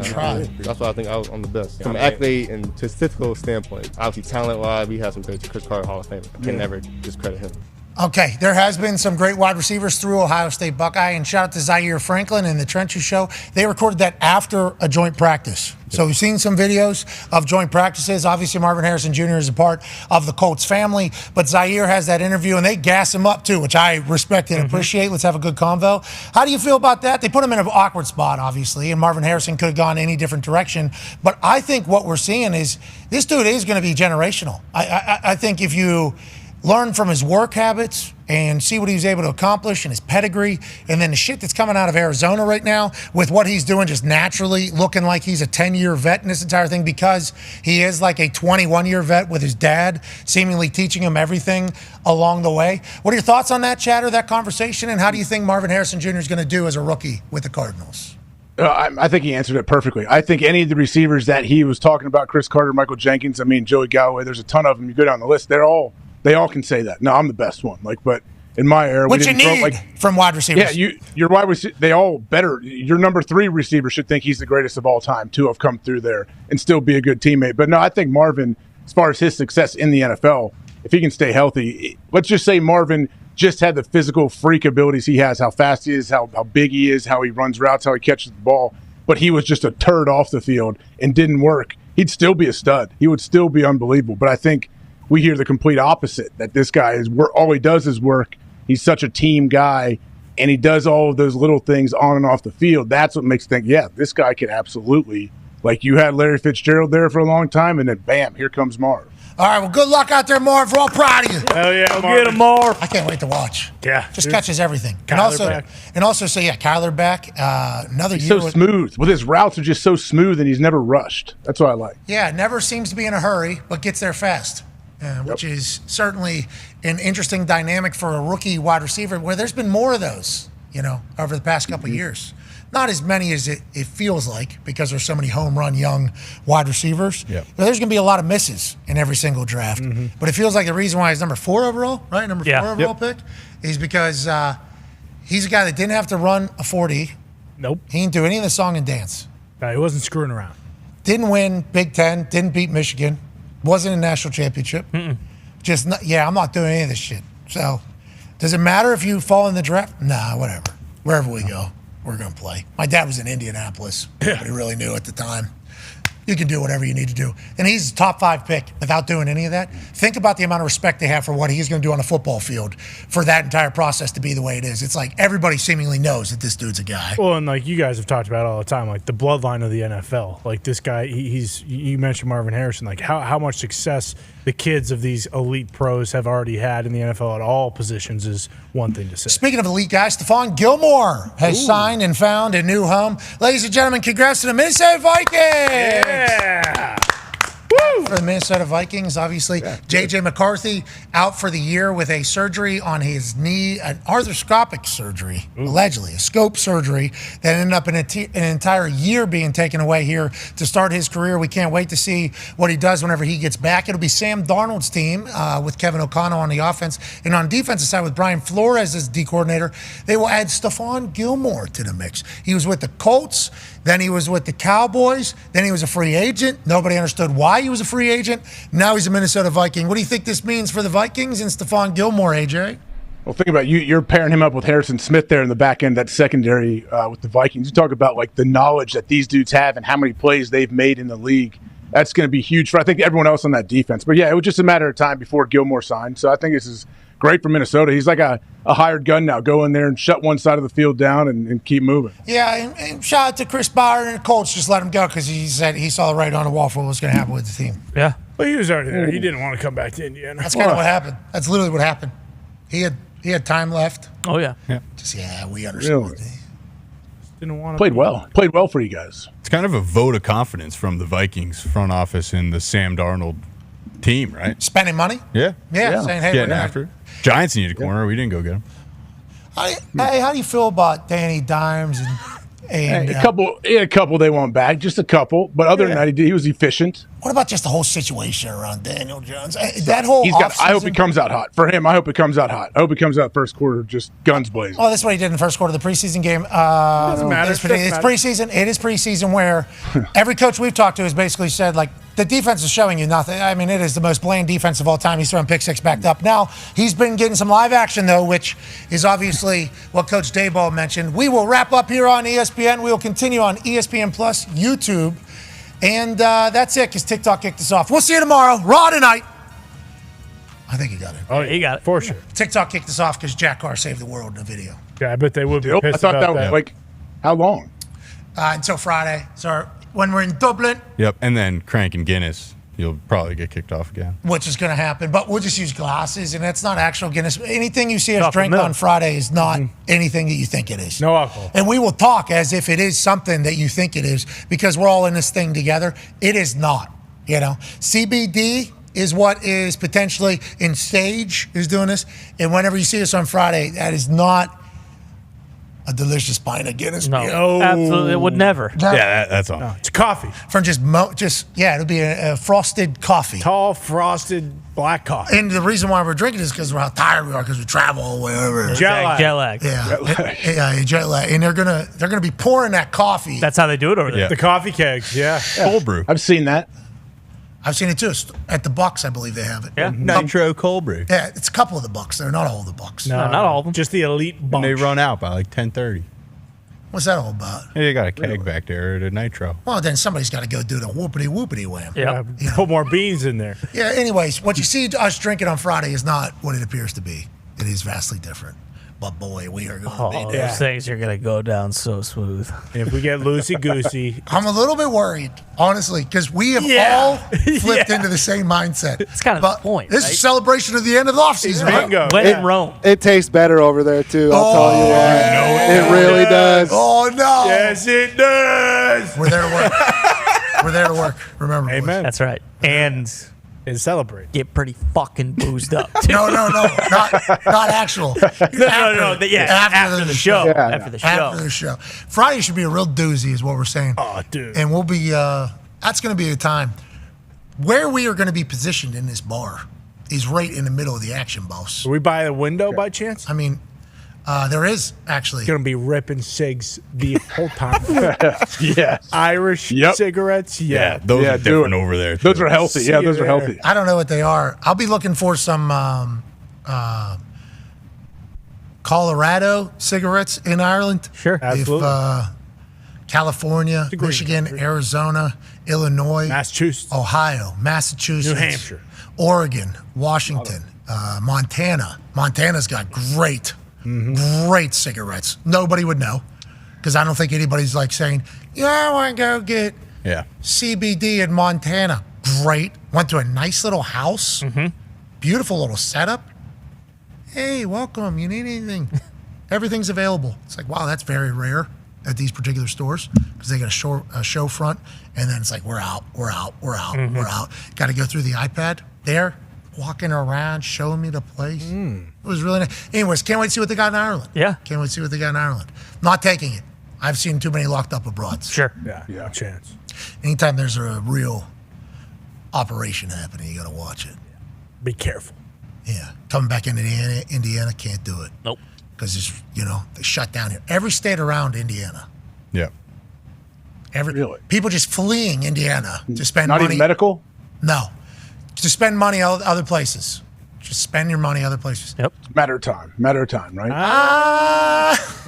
It's got to be. If you get completely surrounded, you got to just give up. 30 to 50 years. Yeah, I think that's probably 50 right. to 70. In our lifetime. Sounds in our like lifetime. Bruce doesn't remember the Alamo. Does feel like that, doesn't it? That's odd. Wow, that's weird. That was different if it was in Indiana. But they were surrounded, brother. A couple more things happened in the sports world that we need to talk about. Hideki Matsuyama won the FedEx St. Jude Championship. Yeah. It's the first round of the PGA playoff. They went from top 70 to now top 50 next week. Then top 30 will be the finals, where they will have an advantage on the scorecard depending upon where they rank throughout the entirety of the PGA season. Scottie Scheffler is number one still, even after Matsuyama gets a big-time win, his first event of the FedEx Cup playoffs dub. Congrats to him. That's big for golf. Hell yeah. Big purse. Anybody watch? I watched all the preseason games. Hey, this dude's mentally tough. I just happened to see he had a 5-shot lead, and then he doubles, and all of a sudden he went from being 3 or 4 up, and boom, he was in 3rd or 4th place. And Victor, I think, was first. Schauffele. And then Matsuyama, comes back in the last hole? He birdied the last one to win? God, I wish I would have watched it. Birdied 17, par to 18. 18's the hardest hole on the course, so he it was was awesome reeling. to see. He also had reeling. It was rough. He also had a new caddy because I believe they were in England, I think, and they got robbed, and his caddy's passport got taken and couldn't make it to the St. Jude. Jeez. So he was with the new caddy this week, I believe, as well. Jeez, we got people going to jail before things kick off, getting robbed, not being able to make it. I know. Golf's tough. Yeah.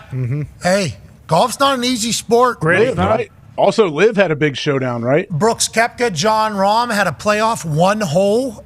Brooks Koepka beats Rahm, even though Rahm almost rolled one in from what was like 15 feet, seemingly 15, 17 feet or so. If this falls, they would have went to a second playoff hole, but just rims that. I thought that was in. The Rahm rim job robs him of a dub against Brooks Koepka. Yeah. And I think the thing I like most about Brooks Koepka is how everybody else, whenever they signed their deal, however big it was with Liv, they said, yeah, we'll give up every other sponsorship. We'll just wear your shit, our shit, shit. Teams, yeah. Koepka said, I worked really hard to get a Nike deal. Yeah. Okay? They'll be the same color as what everybody else is wearing, but I'm wearing a Nike. He's got Nike hat, Nike shirt, Nike shoes, and the rest of his team that come out here and do the champagne shower, they all have same color, but Smash is on the logo, not Nike. Smash is on the hat, and I think Smash even on the shoes or whatever. And it's like Koepka's the boss of that team, the owner of that team, and he was like, "You guys can pay me $600 million, but also, I'm not looking like a jackass at Augusta. I'm a Nike. I'm just doing it." You And can he was the sell only that one. You can sell that bullshit if you want to. Send the hats out to everybody in the polos. I'm not fucking wearing that while I'm playing. Okay? I love it. Yeah, it's awesome. And Brooks now back with a big time win. Rahm and Brooks in a playoff. That is what Liv dreamed about. This is what we're looking for. Only was 1 hole. Hopefully they'll continue to see that. Whenever golf's strong, it's good for everybody. I didn't watch any. I watch all these preseason. Can you get booted though? Can you get booted from Liv? I believe Bubba there. Wasn't there like a cut line where you get relegated, almost like old JJ's soccer team? Yeah, there's relegation. Pat Perez and Bubba Watson are in relegation. Right now. You're not going to pay him much. Where do they go? You're not going to pay him a ton and then send him down. Send him somewhere else. Putt somewhere. I guess. Play mini golf in the same city. 9-hole golf. Yeah. Yep. Have you ever seen those putt World Championships? Oh, awesome. There's some talent. There's some talented putters out there. Is that the concrete? I don't. There's like intense, crazy concrete putt, and then there's Potentially. the Is traditional. it really intense? Yeah. Well, that Dude, thing's rolling like crazy. What what was that place in Monroeville? Playing at putt, maybe. I forget what it was. I've seen that. One the by Big 36 Boy? hole one. I don't think anyone ever knew what it was actually called. But they had they started having like tournaments as we got older, and you could qualify for like a regional, and then they were giving out like $75 to the winner, $100 to the winner, and I showed up at one of these things, and I was like, I'm a pretty good little putter. Yeah. You get like hole in ones on like 13 of the holes. Oh, yeah. Some of these dudes that are putting in there, and they were just coming in and hustling, and I'm like, Guys carding like 23, turning it in. What are you shooting, It's our 40? par 2 golf. It's right next to the Gateway Grill. yep, there it is. That is exactly. They had tournaments and qualifiers in this entire thing. I remember showing up thinking I was something, and no, that is not the case at all. And then it was on ESPN, and these fuckers are like, I don't know if they're mathematists or whatever it is to know. Like The billiards angles. kind of. Yeah, it is. It was billiards pretty much the way they were handling it and operating. It was wild to watch. But I'll tell you what, when I get a hole in one at putt, Oh, man, nothing better. especially if you got to do a donk ski. Yeah. Off the wall. Oh, my God. How good do you feel? I feel like a super genius. Oh, yeah. Got to put it through the windmill. Yeah, or one of like the little pipes. You got 3 little tubes, and you got to really thread the needle. Yeah, if not water. Yep. Yeah, and then they always I don't like that they do this anymore. And it's the ones that I visited, multiple states. They let you cop out.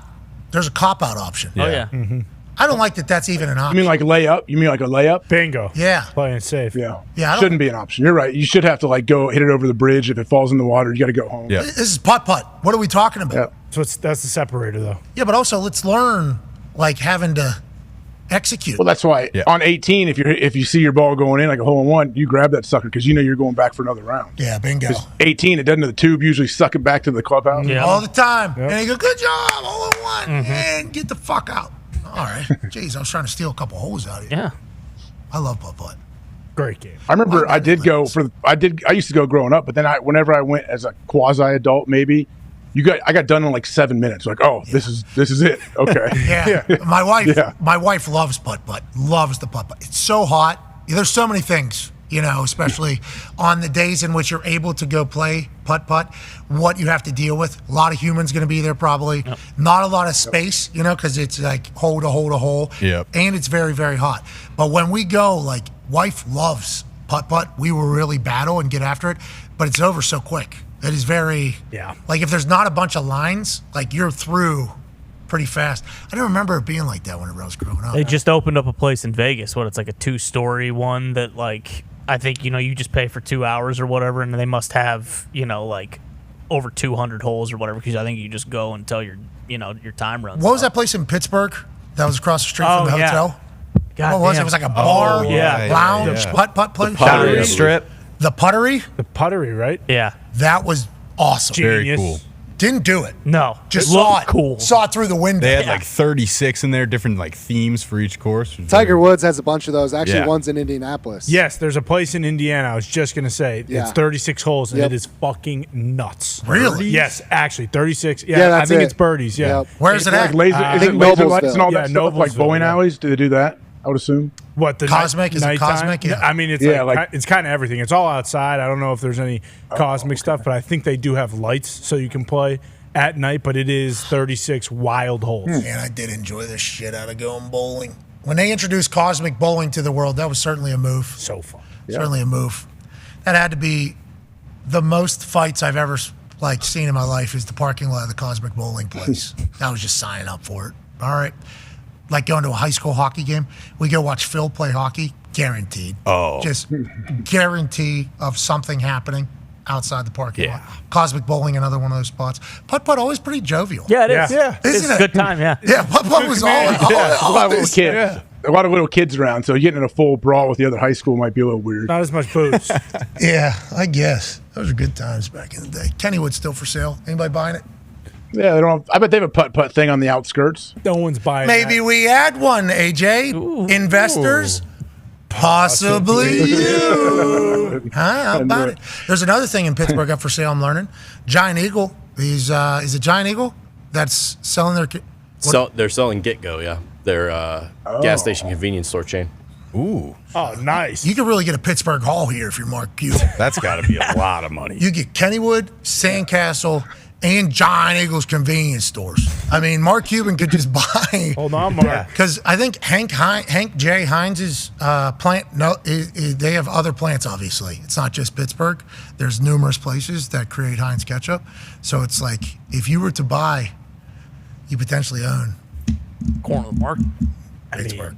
Some BC's going to scoop it all. Oh, you're talking about the Boston Celtics? Maybe. Because from what I'm gathering and hearing, somebody with a lot of money who likes sports is coming in to buy the Boston Celtics. Here we go. Is that what you're hearing as well? That's kind of the word on the street. There's somebody with a lot of money who is a big basketball guy, and he wants the seats. Who's that?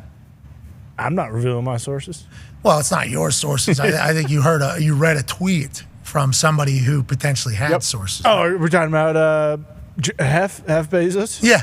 Yeah. Hefe. Bezos going to turn the Garden basically into the next NASA space station if he buys the Boston Celtics. That's what Bill Simmons, I guess, said on one of his podcasts over there at The Ringer and Spotify. Bill Simmons has been doing sport, for those that don't know, Bill Simmons has been doing sports media for a very long time. Like decades. Written a lot. Wrote a lot. He created things that we've all seen, the documentaries. Mm-hmm. He's a big part of that whole thing. A lot of people don't know that, I think. He's connected. Very 30 very, for 30, right? Did he like invent 30 for 30? Very connected. Long time doing what he's doing. Long time doing what he's doing. So whenever he comes out and says, like, Jeff Bezos, who's interested in buying the Celtics, that's a pretty big deal because he's from the area, right? Boston, he's a Boston guy. Yeah. Yeah. What if Jeff Bezos' first professional sports thing is the Celtics? Because you would assume it would be NFL. Like, you would just assume an NFL team would be what he wanted because, Amazon got into the NBA rights, so I guess, in this entire thing. Yeah.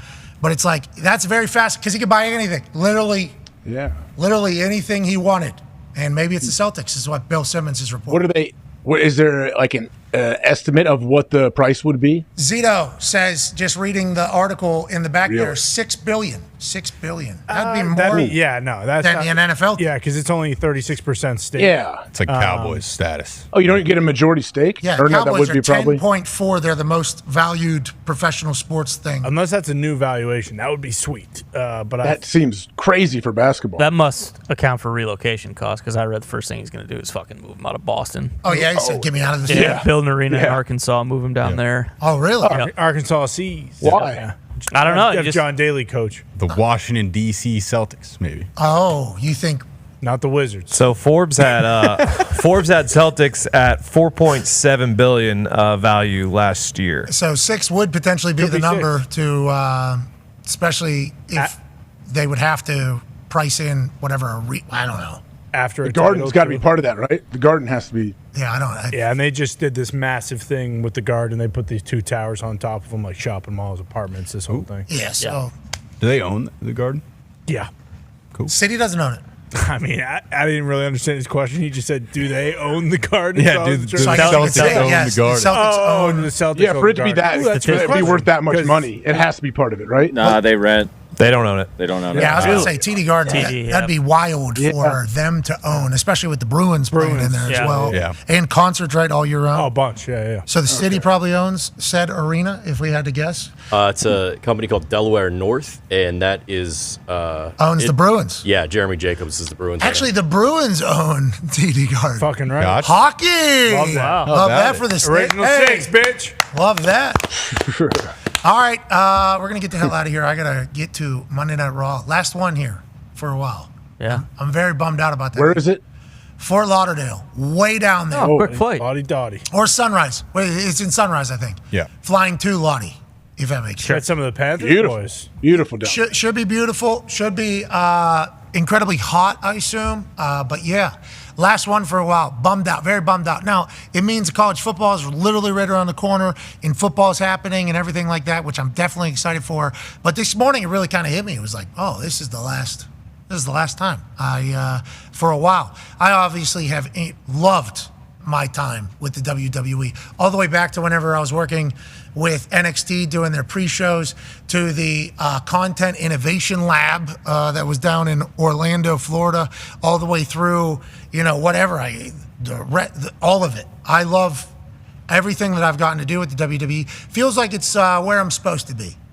Feels like it is the profession that I'm supposed to be a part of, and I'm very lucky that they have let me in there to do the things that I do. Every Monday, I tell Michael Cole at least 4 times, I cannot believe they pay us to do this right now because of how much fun I have, how cool everybody is.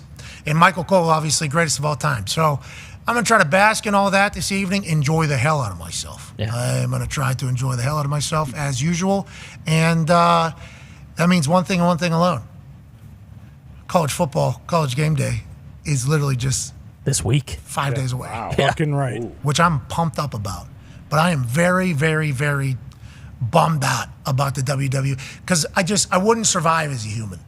I would with 5 days a week at this particular program, and then college game day, which I'm incredibly lucky to be a part of. It's an institution in sports. It's an institution in football. There's only so many job opportunities in that particular show. It's one of the most legendary, historic, just everything in the football world.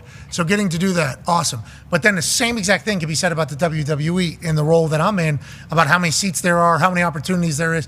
And it's like dreams, so have to do one or the other, kind of forced into that by numerous people, my wife included, Nick Khan also president. That would be, I mean, what your schedule already is, crazy. But to think of staying with that throughout the football season, come on now, you would die. Something would suffer, and it's just a human nature. And Probably happiness. I think I'd probably that for sure. Monday Night Football. My energy, Monday Night Football. Yeah, there's just so tonight's the last one. I'm gonna give it a go. I'm gonna let some things fly. Hell yeah. Stack hard, too. Yeah, rip them. Stack hard. Yeah, I'm gonna let it fly a little bit.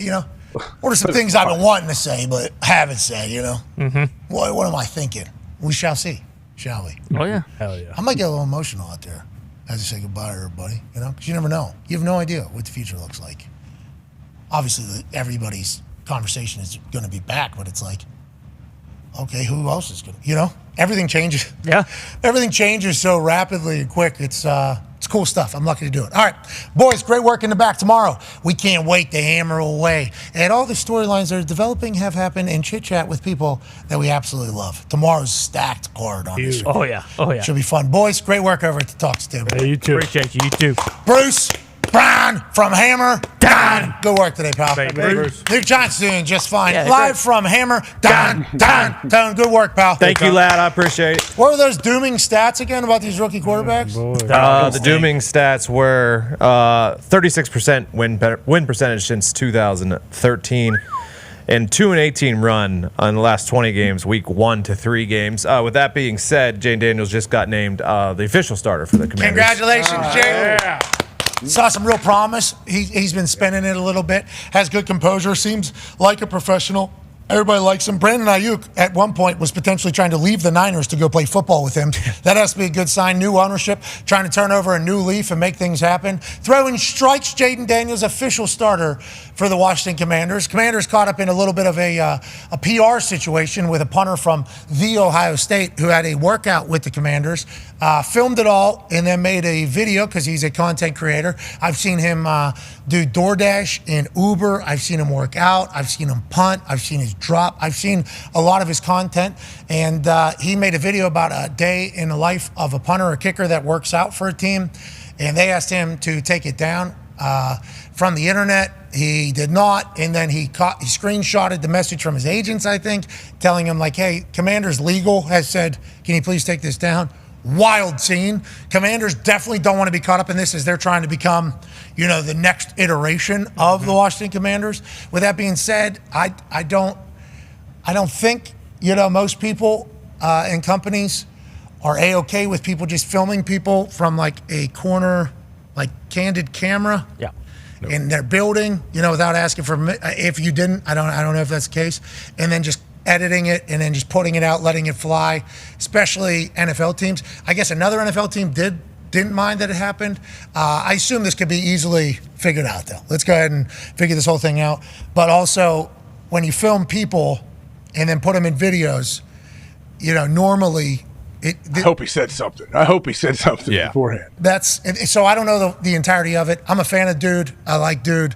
So I don't want to judge him, and I understand how people just want to bury the Commanders in the NFL, but it's like also, if you did just film somebody without telling them and then put it in a video and then promote it as like, this is how this place works. It's like, that is not normally kosher either in how things work in this particular world. So hopefully they'll be able to settle that and move that, but it feels like the Commanders are moving forward in a beautiful fashion. All right, let's get the hell out of here. We'll see you tomorrow. Be a friend, tell a friend something nice. It might change their life. We're in this thing together. Hell yeah. We're in this thing together. Team on me, team on 3. 1, 2, 3, team. Goodbye.